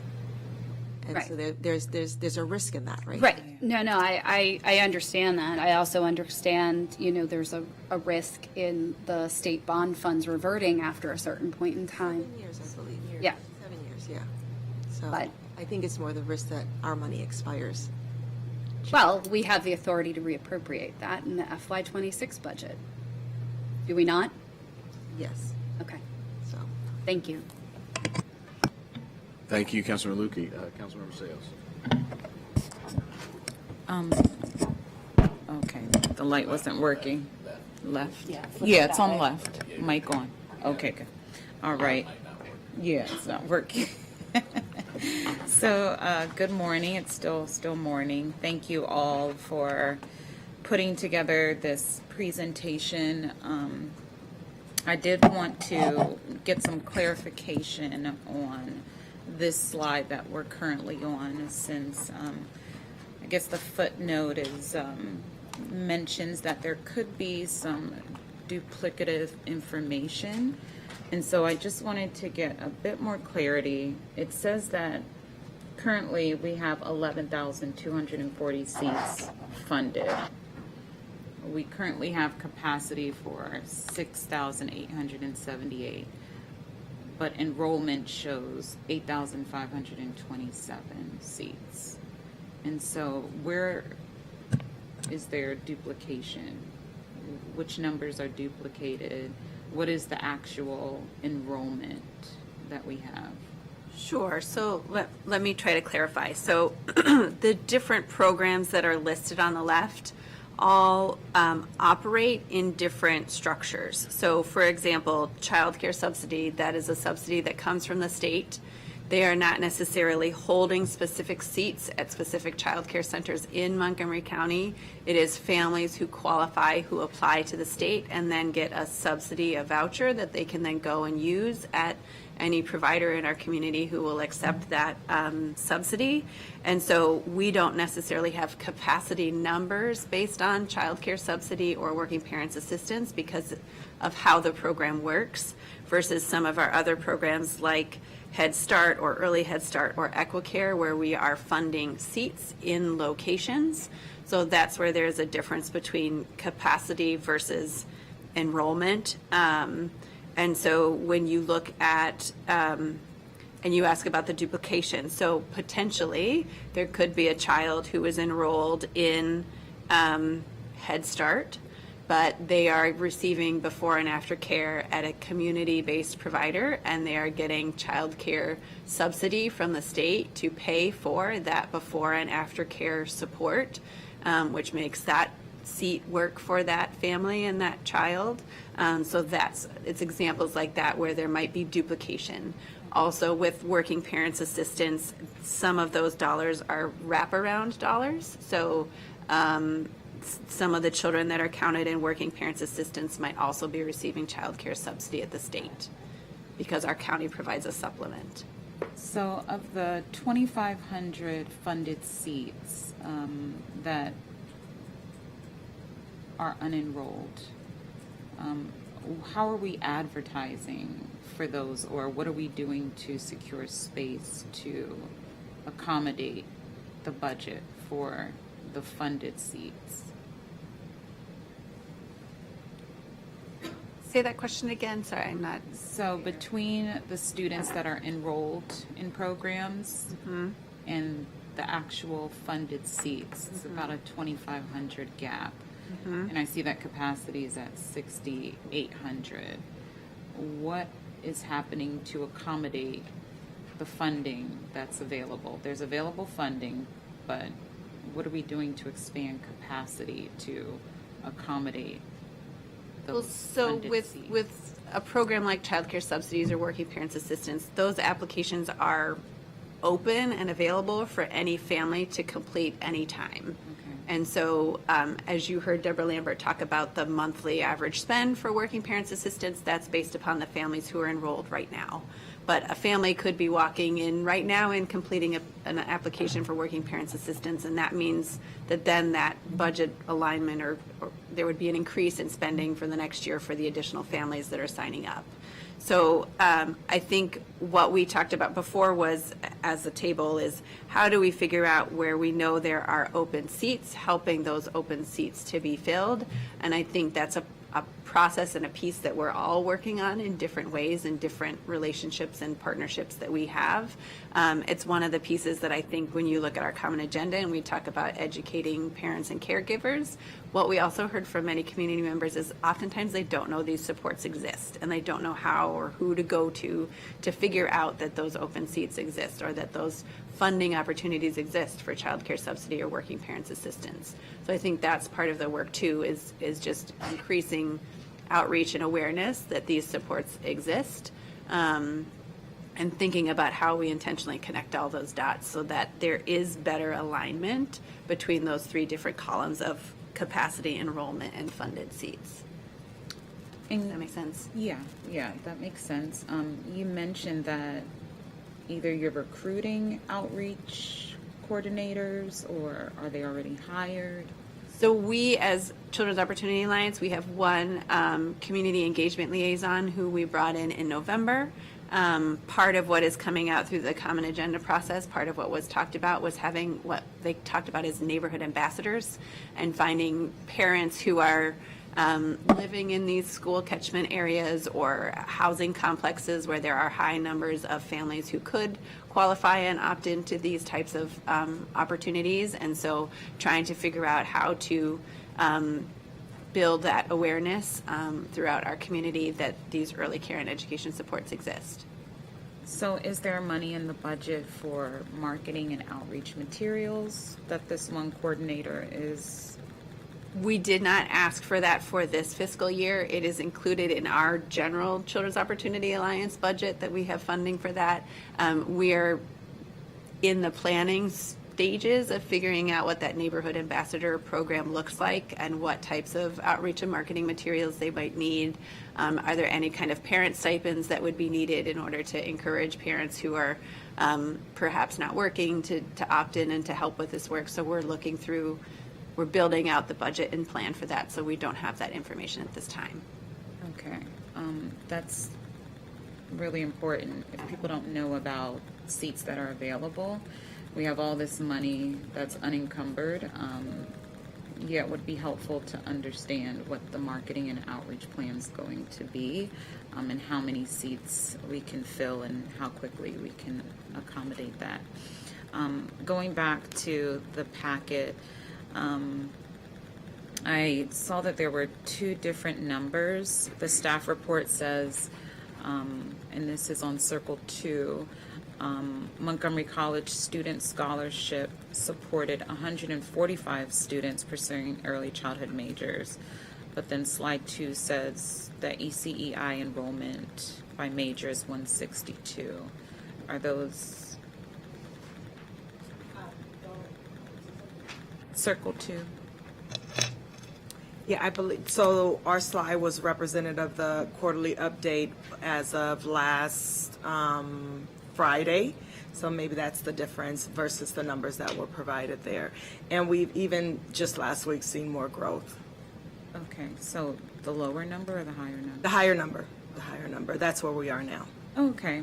And then with regards to this RFP that's going out for our vendors to provide the early childhood education, how are we, I think Councilmember Jawando mentioned this, how are we evaluating equity in how we're awarding these? Are you referring to the RFPs for the shared service and the facilities fund? Yes. So, and repeat the question again? So I'm just wondering, how are we evaluating equity across awarding of the funds? Okay, so the process for vetting the contracts coming in, we use a rubrics that does have a component there specific to working with diverse populations, not just ethnicity and language, but also types of programming, especially in childcare, because we have profit, nonprofit, home-based, corporate. So looking at diversity in terms of the structures, we look at the experience individuals has, the staffing backgrounds that they have, how they do their outreach. We do a complete evaluation. First, it's their submitting of their proposal, and then the second part for those that it's a point system, right? Who have the points necessary will come in for an interview. And again, questions like that are asked again for specific competency-based examples of what their experience looks like and what they have done in the past related to those RFPs. Okay, thank you.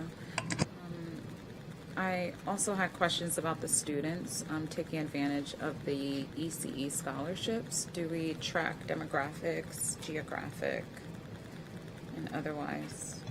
Yes, we do. And unfortunately, I don't have that data with now, but we did present that in the meeting in November, I believe, the last meeting that we have, but I don't have that with me, unfortunately. But yes, we do. Okay, if you can share that information. Yes. Okay, and I know that ECEI aims to expand equitable access to quality early childhood education programs.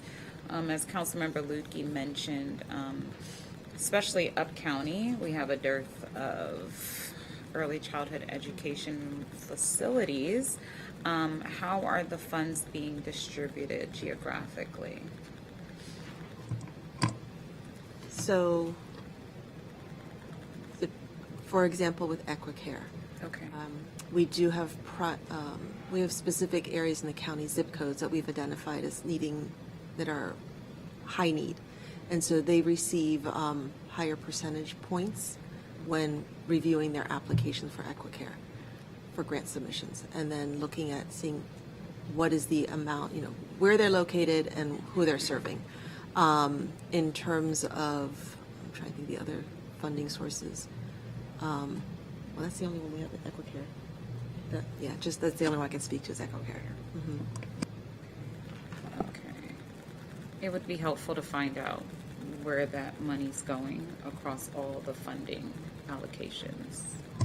So there would be, are you I want to make sure I'm answering correctly. Are you referring to like the seats for Head Start and Pre-K and for Blueprint, or are you asking for other? Well, I'm speaking about the money that's going to the contractors, the facilities that are receiving the money. I think you mentioned 3 recipients that receive. For Early Head Start? For Early Head Start. It's a federal grant, so, and the federal government has analyzed the area to decide where the priority zones would be for those programs for Early Head Start. Okay. So we don't dictate any of that. Okay. And speaking of the federal funding levels and the uncertainty, especially for the students at the Tier 1 level, the students at 130% below the federal poverty level, are we concerned about the impact of those funds and any contingencies that we're putting in place to... Concerned, yes. I think we're all concerned about what's going to happen. We've had 2 weeks of a roller coaster of freezes and rescinding of those freezes. And, many of our community-based organizations that receive federal funding are concerned. I know the state is concerned because the Child Care Block Grant and Head Start are the 2 major fundings that support early childhood. Child Care Block Grant provides our scholarship funding for the state as well as training for the workforce. CBD. Yeah. So, we don't know what the status will be. So there's a lot of unknown variables. So I think it's difficult to play the what if game. I think what we are holding to is that within Early Childhood Education Initiative, we are always going to put our most vulnerable families and children as our primary focus. We will always maintain whatever supports we can to support families in areas of the community that don't have the breadth of selection to choose from. With the work with Children's Opportunity Alliance and the Common Agenda, that's very evident, what we've elevated together collectively as where the needs to be focused. So I think that we hold on to that value, that we are looking at those vulnerable populations, that we want to ensure that, children have opportunities, and that families are able to thrive in Montgomery County through these opportunities. So again, it's hard to play the what ifs games. We will continue to invest in those programs or projects that will support those values. Okay. With regard to the question Councilmember Lukey asked about the learning instructional time for the 0 to 5 years, I noted, I believe it's Circle 21, that there's a kindergarten readiness indicator and goal. How are we evaluating our students' readiness? And I know that MSDE is creating a new assessment, but what are we currently doing now? What indicators are currently being assessed? So, speaking solely in MCPS's space, for our 4-year-old classes, our pre-K classes, we are still using some of the indicators from the early learning standards, really honing in on several standards that will give us a predictor for how children will perform in kindergarten. At the kindergarten level, we do have assessments that are used within the classrooms to support instruction so that the teachers are responding to the formative assessments that students are using. And we also are implementing our new curriculum, CKLA, which is supporting the science of reading for children. So we are moving in that direction. Monday, I attended MSDE's training on Renaissance Learning for the kindergarten readiness assessment as well as the early learning assessment. And so we are learning more about the reports that will be available and how children will be assessed. That professional learning is ongoing, so it's very new. I don't want to speak in detail about it because it's very new to me and I'm still learning, but I look forward to hearing more about it at future trainings so that we can better answer your question. Yeah, I'm just trying to understand what current indicators are being assessed, because when I think about kindergarten and what students need to be prepared to do, how to hold a pencil, how to write certain letters, I know it's not all play. I wouldn't want to send my child to a daycare where they're just playing all day. And that's just me, because I know what the expectations are by the time they get to 3rd grade, much less kindergarten. So trying to understand what the kids are, what's the standard for the early childhood centers, what the structure is throughout the day outside of the play. So the content? Yeah, the curriculum, if Content any. is rich and it is aligned with Okay. the K-12 standards, right? But the process is about the play. That's how we engage children. So when we talk about play, we are not saying that they're just like playing with toys all day. No, they might be in the sandbox and there's a paraeducator or someone who's saying, okay, trace your letter or write your letter. The kid sees that as play. Okay. They're not coming home, and my children didn't do this either. They're not coming home and saying, I learned how to write the letter R. They come home and say, I played in the sandbox. And then you ask further questions of the teacher, and they start to outline, this is exactly what the child did, and the process was the play aspect. Does that help a little bit? Yeah, it'll be helpful to see what the new evaluation will be measuring and how the early childhood centers are going to accommodate that instructional preparation to ensure that they are ready by the time they get to kindergarten. We are putting millions of dollars into early childhood education to ensure children are ready by the time they get to kindergarten, and so I'm just wanted to make sure that they're all in alignment. So, If I can just add one more. Sure, piece. yes. Maryland, the state of Maryland, introduced the early learning standards or updated early learning standards last year. Okay. And so a number of our pre-K partners in the community, as well as MCPS, were present to learn more about those early learning standards. What I love about the standards is that they really do build developmentally. So we see from a very young age, birth, through 48 months, we see this continuum. And we know that during that time, children are rapidly shifting in multiple areas. So the curriculum or the standards are built to address this continuum and to, again, align with the same standards that exist in the K-12 space. And so are we evaluating all of our child care centers to ensure everyone is trained on the new standards? We have documentation across our So centers. it is a voluntary program for child care centers. Oh, it's Childcare voluntary. programs, both family and center-based, to participate in the early learning assessment. Yeah, it's voluntary. So we don't know which facilities have adjusted to the new curriculum and which ones are still on the old curriculum, even No, though. what we do have is programs that are at the highest level of Maryland Excels. Level 5 are implementing a state-approved curriculum and a state-approved screening tool, as well as an assessment. Screening upon entry to see where the child is developmentally, assessing the skills and competencies that they have, and an approved curriculum that outlines the instruction that takes place in the program. So those level 5 programs will be using those tools that the state has approved. Now, within early childhood, there are a selection of tools that can be used, whereas in the public schools, it is one curriculum, one assessment tool, one screening tool. Childcare has there's like 5 curriculums, for example, that are approved. There are 6 screening tools, I believe, and I know of 3 assessments, but ELA, the early learning assessment that the public school uses, is also open to childcare programs.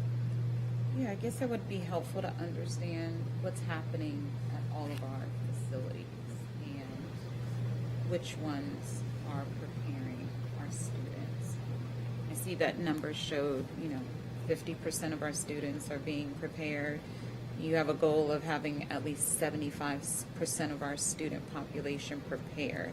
So it would be helpful to get baseline information of what are the current facilities, what assessments are happening at the current facilities, which ones are producing the 50 to 75%, and then evaluating which ones are not there and which ones we need to reevaluate, whatever it's training or other program efforts to bolster how they're preparing our young people, because if they are unable to prepare our young people, our children, for kindergarten, that's a problem. And so that would be helpful to have at the next check-in, just to understand, because if we're going to get to 75, we have to figure out where the gaps are and where the issue areas are, so we can address them quickly. So in full transparency, Yes. it would be really challenging to do that with the childcare providers, because there would require a parent release to be able to share that information. Once they go into the public schools, they're students of the public school system. So there's a differential. I know the state does have an intent for it to have the early learning assessment be a benchmark that could be done across the board with all childcare, but that again would be state advocacy to have state legislation and be able to approve that, to require that from childcare programs with a parent release or consent. I think that's the craziest thing ever, that we don't know what curriculum is being taught across all of our childcare providers. So again, we know the curriculums for the level 5 excels, but for all programs, licensing, as a reminder, is your basic health and safety standard. Once we start moving up in excels, we start increasing the quality in the benchmarks. Once we get to 5, there are the curriculums that need to be used, the assessment, and the screening tools. For the programs that are using public dollars, if I'm not mistaken, Blueprint, for example, they are required to use those tools. Yeah. But those are publicly funded programs, whereas in childcare, those are small businesses. Well, and I will say part of what, as we've been doing the capacity building with the 5 groups who are interested in applying, all of these elements have been what have come up, right? The curriculum, the assessments, the class tool, which is a classroom observation, and so all of these things that help them get to those higher quality to really ensure that a more quality program is being implemented is what the community-based providers are coming to us and asking for support related to with the capacity building. So there are some who are very interested in that and see that pathway, but as Jennifer mentioned, they're all independent businesses, so they can all choose to use whatever curriculum, whatever assessment tools they want to. So that's the landscape right now. Thank you. Thank you, Councilmember Sales. Just time check. We will. A couple more colleagues want to get back in the queue, but we will go no longer than 12:30. So as is scheduled. So just to let folks know. So just a couple of things I want to point out and ask a question about. This was a great. This has been a great discussion. The workforce study timeline.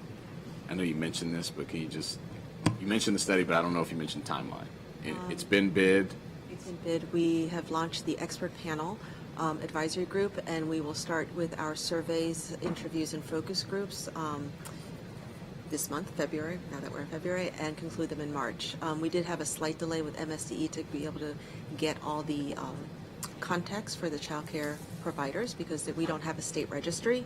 So we had to go through what is now defunct, the credentialing program, to receive all the context so that we could survey, draw from there interviews and focus groups. So that's going to happen concurrently. We've accelerated that piece. We expect a first report of findings in April, and then we will start working on recommendations and developing the report. The report will come out in 2 phases. So we hope to conclude everything by July. But July of this year. Yes, of 25.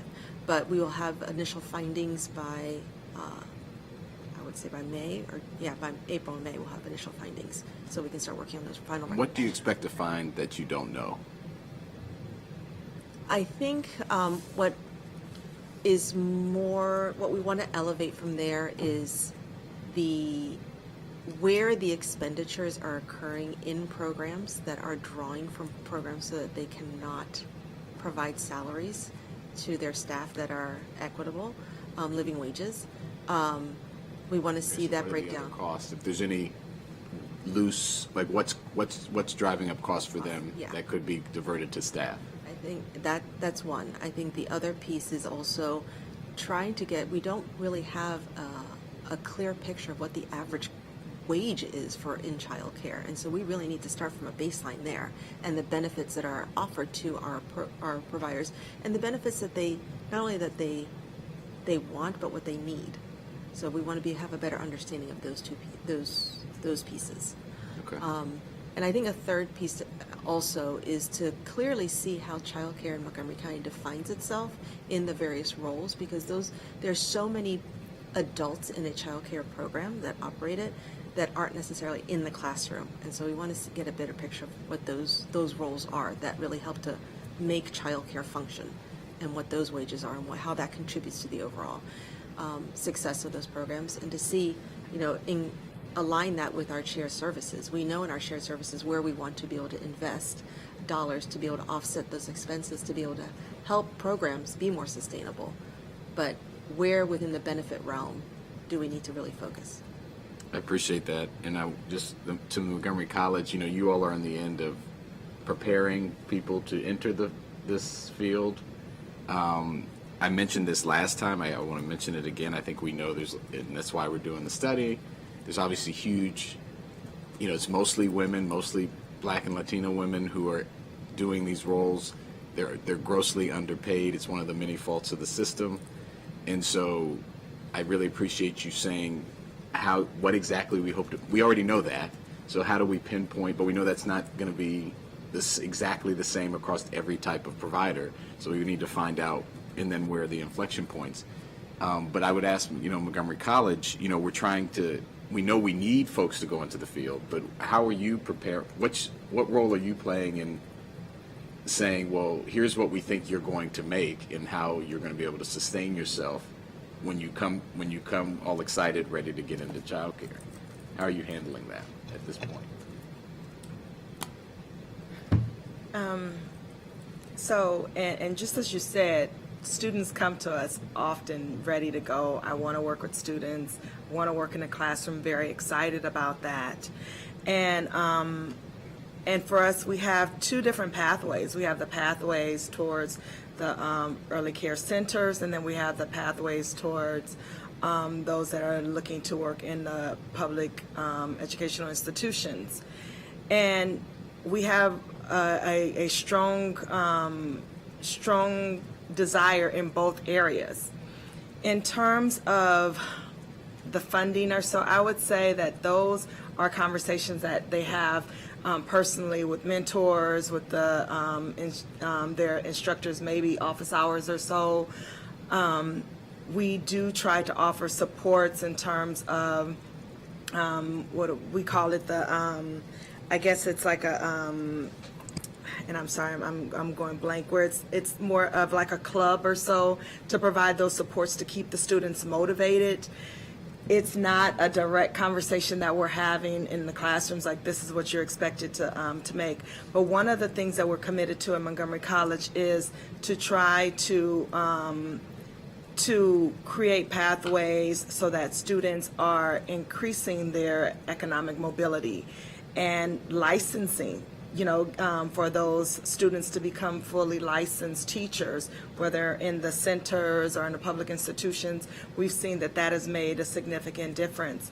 But there are those students who are still seeking certificates and the AAS degree, wanting to open up their own centers or open up their own family child care centers.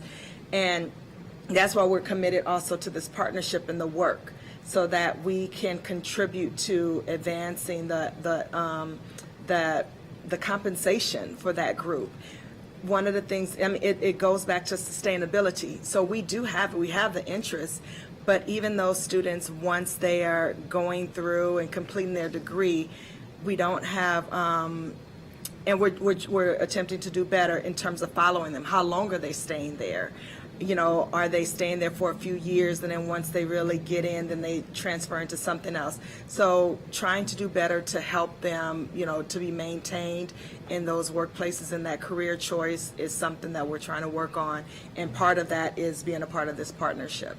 No, I appreciate that. I think it's critical. I think other colleagues mentioned this in some way. I think that Councilmember Lukey, we have to be able to create a reasonable expectation for that this is a sustainable career pathway. It's really disingenuous to say we need you to go into this and you can't live. And it just underscores that we're screwed up as a society, that this is so important and we value it this way. So, but to your point, I do think I have visited childcare centers where there are people that have been there for entire careers. So there are people who are, so I'm very interested in this study to see at a place like that, to find out more about how that person has sustained that, what sacrifices have been made, what their, what salary and benefits have been over time. So I hope, is that the kind of stuff that you think we will get to learn out of this? And okay, is your mic on? Okay. Apologies. Yeah, that's right. I think we're going to learn some of that, yes, about those individuals who have been long-term employees, and that'll come out through our interviews and focus groups. We're also looking to do focus groups with those who have left the profession as to why. Right. So that will contribute that. Yeah. Okay. So it'll be qualitative and quantitative. Yeah, well, thank you. That's great to hear. We'll have that in July. I'm going to hold you to that. I've deja vu here. We've had this discussion, but you've been improving, so I'm going to say that's been great. So I look forward to seeing it this summer. I will turn it now to my co-chair, Councilmember Alvarez. Thank you. I do have a couple questions and points, but before I do that, this is sort of a bittersweet moment. Ms. Yao recently announced that she is going to be retiring, and I wanted to take a point of privilege to just thank her for her many years of tremendous leadership and dedication to this body and to our community. So in 2007, I was appointed as the director of the Department of Recreation, at the time the youngest political appointee in the history of the county. I was wide-eyed, really excited. Yeah, now I'm the old guy. Wide-eyed, super excited, ready to go, and then got very quickly completely overwhelmed. She was the legislative analyst assigned to the Department of Recreation at the time and took a lot of time to really teach me the ropes and show tremendous patience and mentorship And I just will never be able to thank you enough, Vivian, for that. It left an indelible impression upon me, and we got through those really tough fiscal times together. And you were a tremendous storyteller in helping to uplift the work of our department, and you've continued that for all of these years. So before I go any further, I just wanted to not forget, and I'm not sure if we're going to be in front of you again before your last day, so thank you so much. So just a couple of points, and then I don't know if it's a suggestion, but just to underscore something that I think is important. So the impetus for the adjustment to the budget that was made during the last fiscal year was understandable frustration over the large number of financial turnover, the money that just kept turning on over. You know, when we knew we had seats, we knew we had all this need. And while there were a lot of legitimate reasons for that, I think there was an understandable urgency, particularly as we were going into a really tough budget. We're going to go into another one yet again, that we make sure that every dollar is spent with fidelity and going to where it's the most needed, particularly in this space, because we're all in this because we know how important this is. So I am heartened that, you know, there's clear evidence based on the session that we had in November, the session that we had today, that there has been a concerted effort by the executive branch to make sure that those dollars are spent down and to make sure that we are filling as many of these seats as we possibly can. And I give a lot of credit to COA and HHS, to Montgomery College, to MCPS, to all of our nonprofit organizations and providers who are in the space who have been working collaboratively to achieve that goal. And we're making improvements. It's still not exactly where it needs to be. I think there's a recognition of that, but I do feel like a lot of progress is being made, which is obviously a good thing. The other thing that I think it's important to remind us is that, you know, obviously a great deal of planning and compromising and working together helped to establish the COA's presence and the legislation that was established to get them where they are today, which I just so appreciate and respect the work that's gone into getting us where we are today. But we always knew at some point, once we started this work and as we were evolving, that we were going to need to take a look at the initial charter and the initial legislation that was made and make adjustments as necessary to reflect the reality on the ground. And what came up in the midst of that is the amendments and the proposal that came forward in order for COA to be able to spend down those resources. And as was told to us by both, and there's some clarity that needs to be made here, but our understanding is that in order to allow COA to spend down the funds in the ways that they recommended, that there were adjustments that needed to be made to the initial law.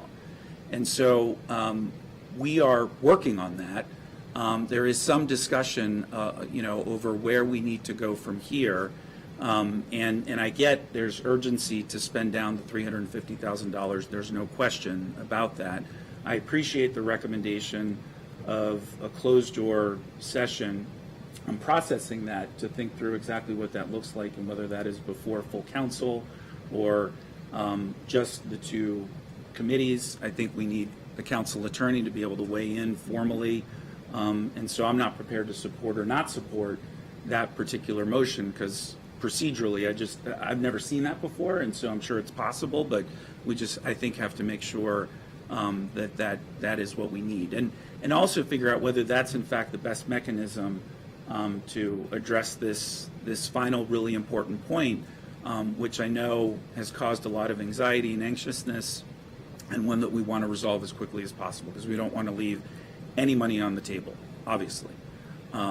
So I just, I was hoping that the two stakeholders who are the most closely aligned could try and work through this, but understand and underscore the role of this body, which is to help facilitate and to help provide oversight. And so, while I think it's a slippery slope for us to get involved in contractual issues, acknowledging this is a unique circumstance. So I don't know exactly where we go from here, but I know it's the elephant in the room, and we have to figure this out, and quickly. But I know, Ms. Yao, you've already, as we've been in this conversation, we will be following up with Ms. Wellens to get advice and guidance from our council attorney on procedurally the best way of addressing this. Ms. Wellens has been engaged in these conversations to this point, and so this won't be new to her. But I just kind of wanted to address that and acknowledge and appreciate and respect where my colleagues are coming from in making that recommendation, and also expressing my appreciation and respect for both of the stakeholders who have been trying to figure this out. So I'm confident we will. I am, because we have to. And we're not going to solve it right now from this dais, but there will be a lot more work, as there already has been, going into where we are today. So with that, a year back to you, Vice President Schwander. Thank you. I appreciate that. And yes, we will, while not a formal motion, we will follow up. And I think the sentiment I share. Councilmember Mink, I think, has a few follow-up questions. Great, thank you. First, I forgot earlier, I wanted to give another shout out, as the case may be, to Action in Montgomery. They had hoped to be present for this update, given that one of their membership's top priorities is increasing enrollment in the funded preschool seats. But they had to be in Annapolis today doing some more of that good advocacy work, which we love, as we talked about today, so appreciate them, and just wanted to give them a shout out. They had said that they are not even able to watch virtually today, but they're going to be sending the recording around to their membership, so appreciate them. Okay, to loop back to that, to the remarks by Chair Albornoz, thank you for that, and happy to engage however it makes sense in looking at improving the code, to create more leeway to do the work, make sure that we don't have any restrictions that are standing in the way of doing the work, and glad to have that conversation and do that work. And also want to emphasize, as everyone has said, that obviously we can't wait on passing another law to get this money spent in the way that it has been set to be spent. So look forward to swinging back very, very soon to hear whether, I think as also Chair Jawanda said, it would be great if we didn't have to do the whole closed session situation, if you all could just work that out. But I think what we all want to see, just to say it in plain language, is for COA to be able to continue to do basically the work that they have been doing with more providers, especially given the 100% success rate of filling the seats in those programs. And having talked to the county attorney about that, conversations there, he didn't see any impediments that there would be to making some contract tweaks if necessary. So I would urge HHS to engage in a conversation with the county attorney to find solutions here, get us all to yes, get this remedied, and get that money spent. And Ms. Restak, how soon would you need approximately for this situation to be remedied, given where we are now time-wise, to be able to spend out those funds? As soon as possible. I think it all depends on what is found to be allowable, and then how quickly we're able to put all of that into movement and action. Okay, all right. So if you had the amendments that you all had requested previously, which were not to do a different type of work, but basically to do the same work but with more programs, if I understand correctly, if we look at comparable to the timing that you all had when you were doing this work previously with the programs that you worked with, using that as a way to measure. Yeah, we generally are able to move pretty quickly once we get the go-ahead. Even with moving Montgomery forward, we got the approval from them by Friday, and we had a meeting with them yesterday, and they're starting work this week. So yes, we can generally move pretty quickly. Okay, great. So love to hear the plan from HHS very, very soon, and then we'll go from there. Okay, the shifting gears. Okay, MCPS slide 4, I think, the MCPS capacity and programmatic forecast for 25-26. There's a box at the bottom about Head Start that I just wanted to understand better. Specifically, the line that says that we're going to be serving fewer children, broader range of children, but fewer children. Could you talk a little bit about that? So the new grant requirements limit the amount of pass-through that we can give to any delegate agency. So right now, we have given over 60%, I think, of the funding to, or more than that, 70% maybe, to MCPS. We are now no longer allowed to give more than 50% of the funding to one specific agency. The other piece is that the funding also needs to reflect a broader age range, as well as any community-based organizations reflecting the true cost of care. So considering those factors, there's no way that the funding will allow, and we have applied for the full amount. So the consideration, if we get the full amount, there's no way that that would cover the same number of seats, both community-based and in a public school system. So that's why we have to reduce the number so that we can have still children in MCPS, but also have a Birth to 5 program for those kids who don't necessarily enroll in the fall at MCPS, for example, right? So we have some differential there. The other piece is that we, as I said, we have applied for the full amount, but we're not guaranteed that full amount. I do know that there are multiple stakeholders that are applying for this year's grant. So they will award up to 2. So if they come back to us with a reduced amount, 2 vendors with a reduced amount, we are going to have to assess and see what number of children we can actually support with that grant compared to what the other vendor, if they're selected as well, was awarded. So there's many factors that are playing into this. Okay. Yeah, I mean, I'm just thinking about if we've got, the fewer children is a rough one, you know, so. So you can't direct as much funds as you would like to MCPS for that age group. Can I have my colleague speak to this, the details? Of course, please.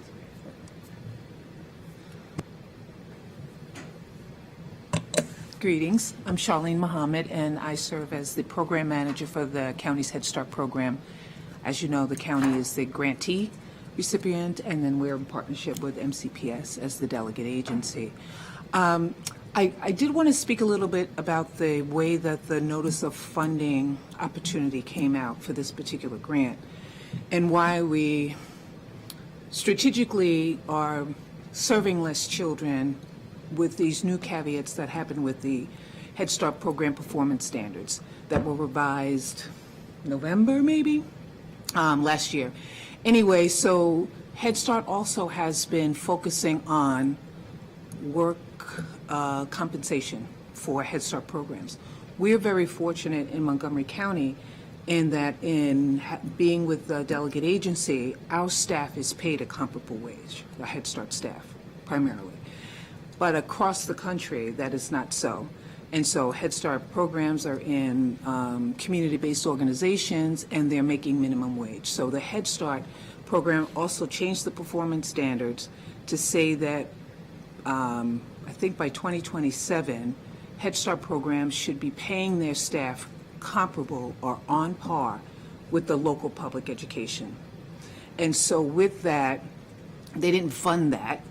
They basically changed the standard. And so they're allowing programs to reduce the number of enrolled children in order to increase compensation for their personnel, for their staff. And it's not just compensation exactly. It's not just wages, but also being able to support programs and staff in having benefits, as most community-based Head Start programs are running like child care centers, and they don't have any benefits as well. So we took all this into consideration, and also looking at our studies and seeing that with the loss of our early Head Start programs, that we really had this gap happening for birth to 3. And how could we align the next phase of our Head Start program in alignment with all of our studies that we're seeing in lieu of the work that we've been doing with the Children's Opportunity Alliance, so that we have this tiered up system to be able to support that and to get Head Start services more into the community-based programs, because one thing that Head Start does provide, we can serve children who are undocumented. We can give a higher cost per child, so that we would be also supporting the community-based programs to receive some of those things. And it's been a cry that we've been getting from across the community. Why aren't there more Head Start programs, programs and slots in community-based programs? So we worked with Montgomery County Public Schools. They're doing a wonderful proposal for us. When we first looked at it, we were looking pretty dire about how many slots we would have to cut. And then Montgomery County Public Schools graciously came back and said, well, if we braid funding with Title I, we'll be able to serve more children. And so we did get to this number now where we'll be serving 370 children in Head Start, meaning 3 and 4-year-olds, and we will have 68 children in the community-based for birth to 3. So I just wanted to give you a little bit of background for that, to see that it wasn't an easy decision, and however, we think that it aligns well. And if and when we have more blueprint funding, perhaps then we can begin to think about how we're braiding and blending funding exactly, so that we can increase and serve more children. All right, thank you. Thank you. It's great to have all that data. It'd be really helpful, I think, if we could get that like laid out in writing somehow, because I think that this is going to be a question, I would imagine, just looking ahead, that we're going to get from the community. And so just making sure that we are able to, I want to be able to like competently answer them and direct them somewhere. So if it's possible to, sometime over the coming months heading into the next school year to get that, yeah.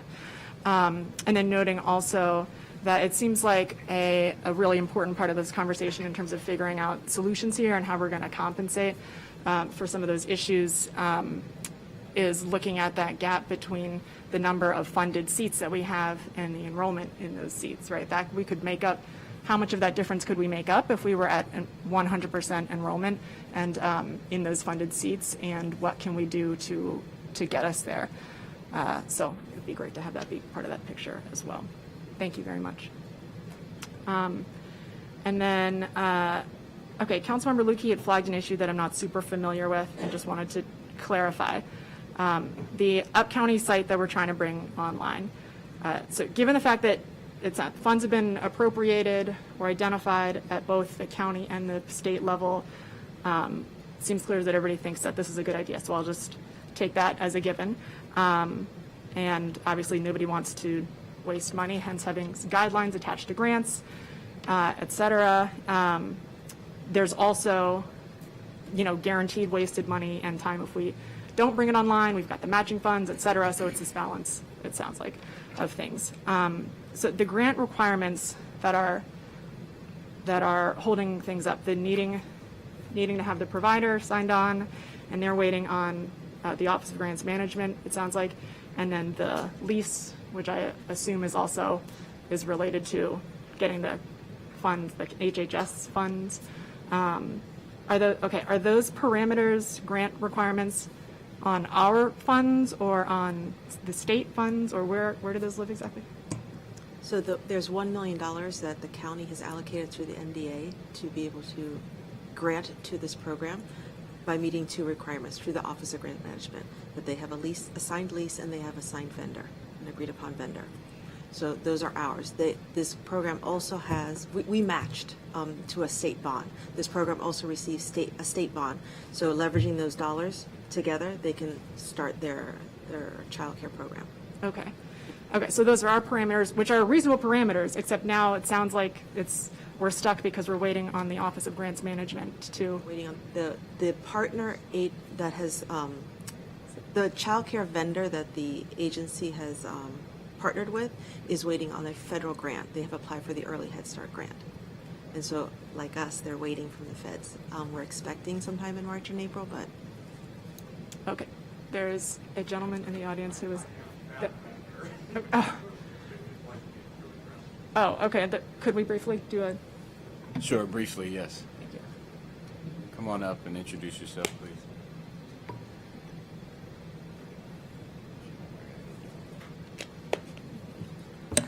Hi, I'm Larry Graham. I'm with Easter Seals, and we are wholly committed to this project.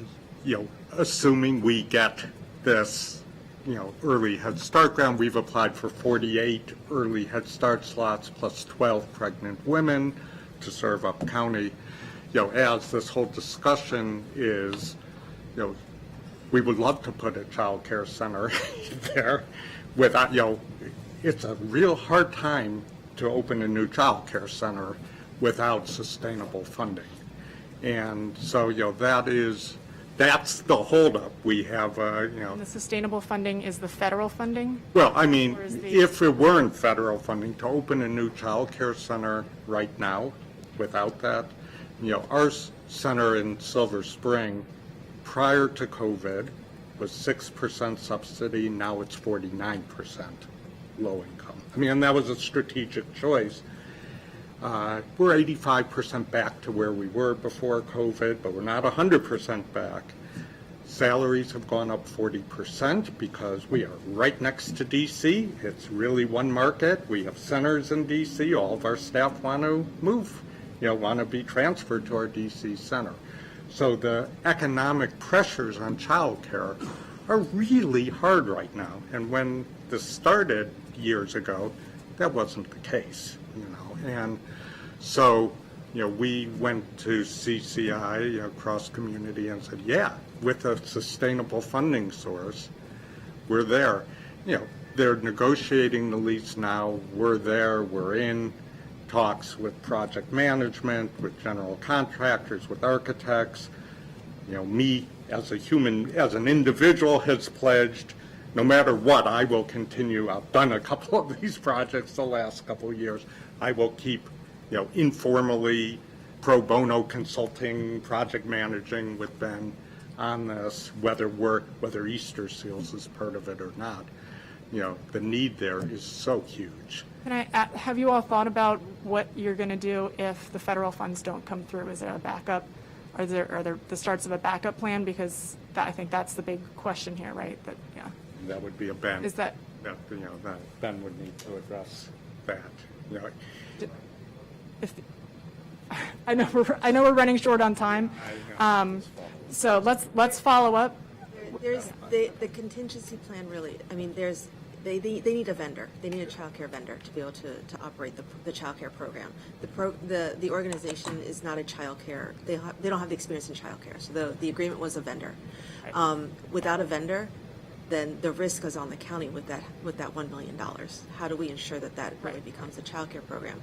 We have all the faith. We've been there from the beginning. It's been 2 years that we've been, working with them to be able to with cross community to be able to have this site. But we are now at a point where it's contingent on, and we have till June 30th. Okay, I see. Now, I know Councilmember Lutke wants time, so let me also, Councilmember Lutke, time-wise, I see Mr. Wickner is here and raising his hand. I think we'll have to hold that. Okay, we'll hold on this. Mr. Wickner, can you give me a thumbs up if this is a conversation, at least that you are prepared to go somewhere with offline in terms of what to do as a backup? Great. Okay. So I think that this is just we just want to make sure that red tape doesn't stand in the way, understanding that there's guardrails on the grant that sound very reasonable, and we want to protect the county. And also that there's a nuanced situation here, and again, hopefully we can get to yes and make sure that those funds aren't left there. So appreciate that, and I will yield. That is the understatement of the century, that early care and education is nuanced. Councilmember Lukey. Yep, going to try and make this speedy. So, and thank you, Councilmember Alvarez. I get it that my request might have been unusual for this body or not something that was customary in this body. And so I just wanted to flag, as all of our staff are here and we follow up after. So my request is made pursuant to General Provisions Article 3-305B7, which is the exception to the Open Meetings Act to allow a body, whether it's the joint committees or the full council, however you choose to facilitate that, to obtain advice of counsel. So that's what I'm making the request under. And the reason, just to be clear, is because there are policy things that need to be dealt with, and those are not things we need advice of counsel for. there are perhaps legal procedural things that have arisen that do need, and interpretive legal issues that have arisen that do need advice of counsel. And I'd like us to have clear lanes on each of those, and so that's why I'm making that request. Question, in the packet that we had, and we didn't talk about it earlier, but there was $300,000 earmarked for, in the NDA, for an online portal for ECE families. Has any money been encumbered for that yet, or no? Yeah.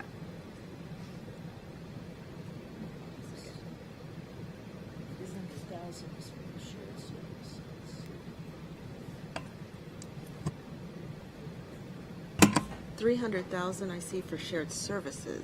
An online portal, you say? So there's no online portal project for ECE info to disperse out to families in the works?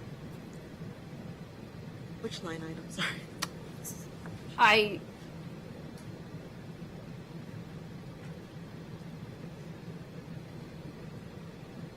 If there isn't, then maybe just We don't. don't have. Okay. No. So there's no plan to spend for that, because we do have other, Exactly, yeah. we have other distribution channels. Pieces, yeah. Okay. Okay.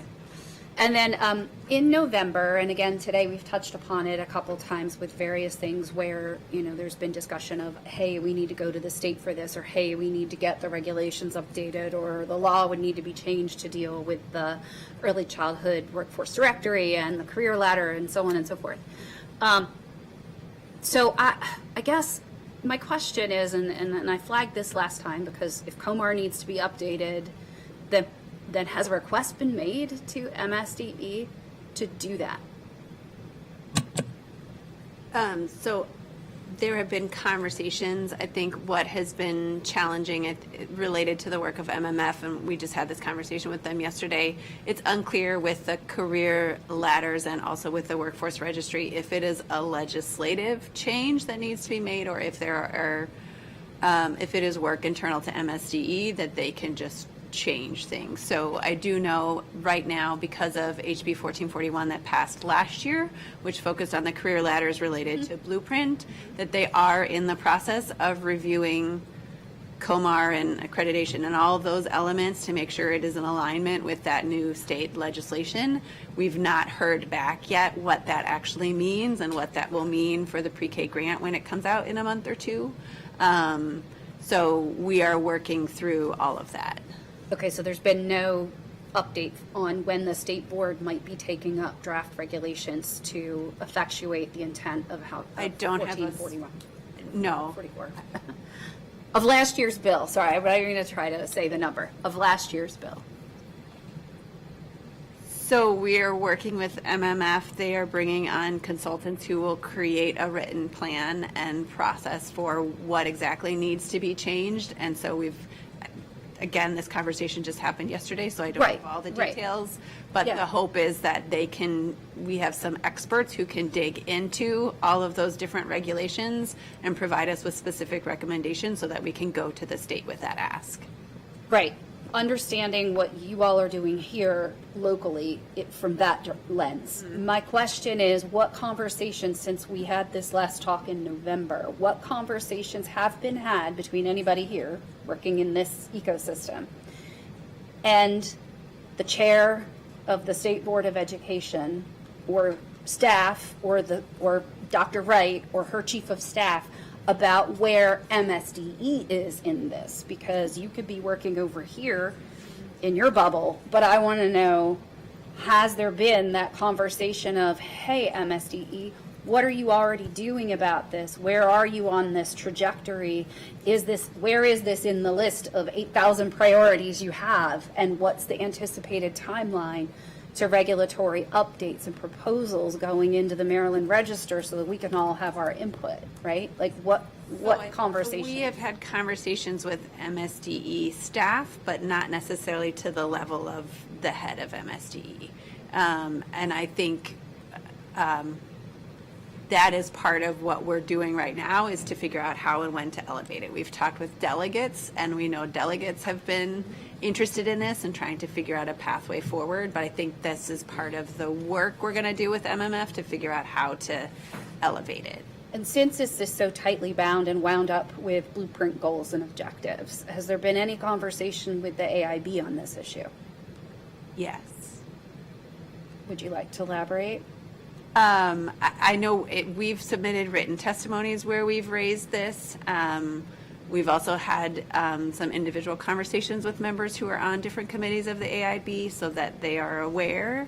But it has been unclear exactly what are the next steps and what is their timeline on the next steps, if that makes sense. Okay. I think that would be good for all of us to know, like, hey, each local jurisdiction has its piece of the puzzle and has some unique characteristics that they're going to want to raise as this work is done.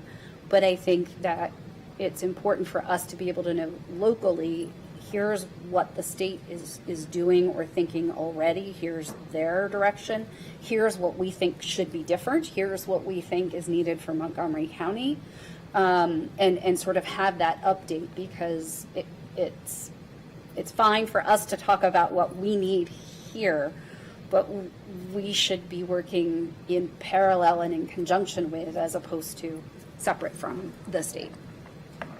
If I could just add, so Montgomery Moving Forward has gathered together stakeholders from across the state, including legislators, representatives, MSDE folks, right, to have these conversations, advocates.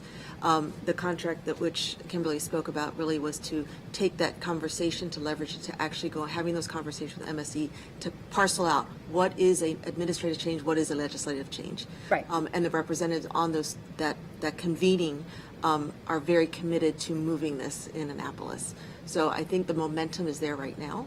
The interest is there. MSDE has shown also, through my conversations with Dr. Wright, as well as the early childhood director, they are very interested in getting something changed. What that something is, I don't know, but getting some movement now, so we can start July 1 with getting us on the path of being able to align that. And no bill has been filed, correct? At this point, no, but I think that's the goal, is to get something. But the bill deadline's Friday, right? No. Yeah, okay. I just wanted to level set expectations, because we're in that phase of the legislative session where if it wasn't already written and the deadline for submitting bills for drafting passed a while ago. I know there was two interests about using CDA as a national credential versus the 90-hour. That is one that has, whether that's been submitted yet, I don't know, but I know there was conversations on that to start that conversation, to really leverage and launch that workforce communication. Yeah, it would probably be good in terms of at least knowing to have realistic expectations here locally. Again, whether they ever submitted that before the bill draft deadline passed, because that passed, I think, January 17th. So, all right, thank you. Thank you. Yeah. Appreciate those questions. Lots to follow up. I just want to make sure Councilor Mink raised this with me. I know we spent a lot of time last year talking about the community portal, and we did a kind of a walkthrough of an early version. That is different from what that question was. I just want to that is different. Okay, totally different things. That's something for families to access. Yes. Community portal, that's still. Yeah, community portal that we spent a lot of money on and we talked about, and that's all going, okay. And then you had, in the FY25 plan, it was 2.275 million. Year-to-date actual is just under 2.1. Well, zero. Right? But in the spending plan, there was nothing in there. There's a blank there. Can you explain that? Okay. So where's the rest going? Because there's a difference between the 2.275 and 2.077. Or has it all been, I'm just trying to understand, is there nothing left to be encumbered? Okay, maybe just follow up, because it seems like there's just some money hanging out there. That's my view Maybe of it. I don't understand maybe what these two columns mean. Yeah. FY25 original. Have you spending. spent it all? Let's just use basic language. Where are we with the community portal?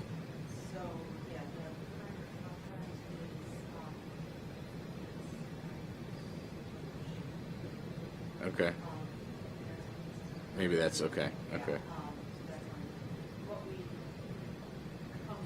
You spent or spending. Okay.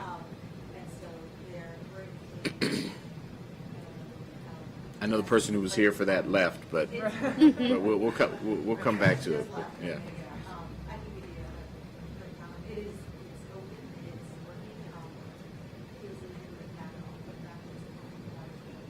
Okay. And again, the idea here is that if you need childcare, you come to this, and you can find what you need and get where you need to go. And obviously, we don't have everything for everybody, but it can direct you. So it is up and running, but we're still fine-tuning it. Okay. All right. So more to come on that. Well, thank you so much. I just want to add also my thanks to Ms. Yao. And I don't know if we'll have another session together. We probably will. But I'm going to do it. So I'll save my teary-eyed speech for that. But because everyone's hungry. But thank you all. Thank you for my colleagues. And with that, we are adjourned.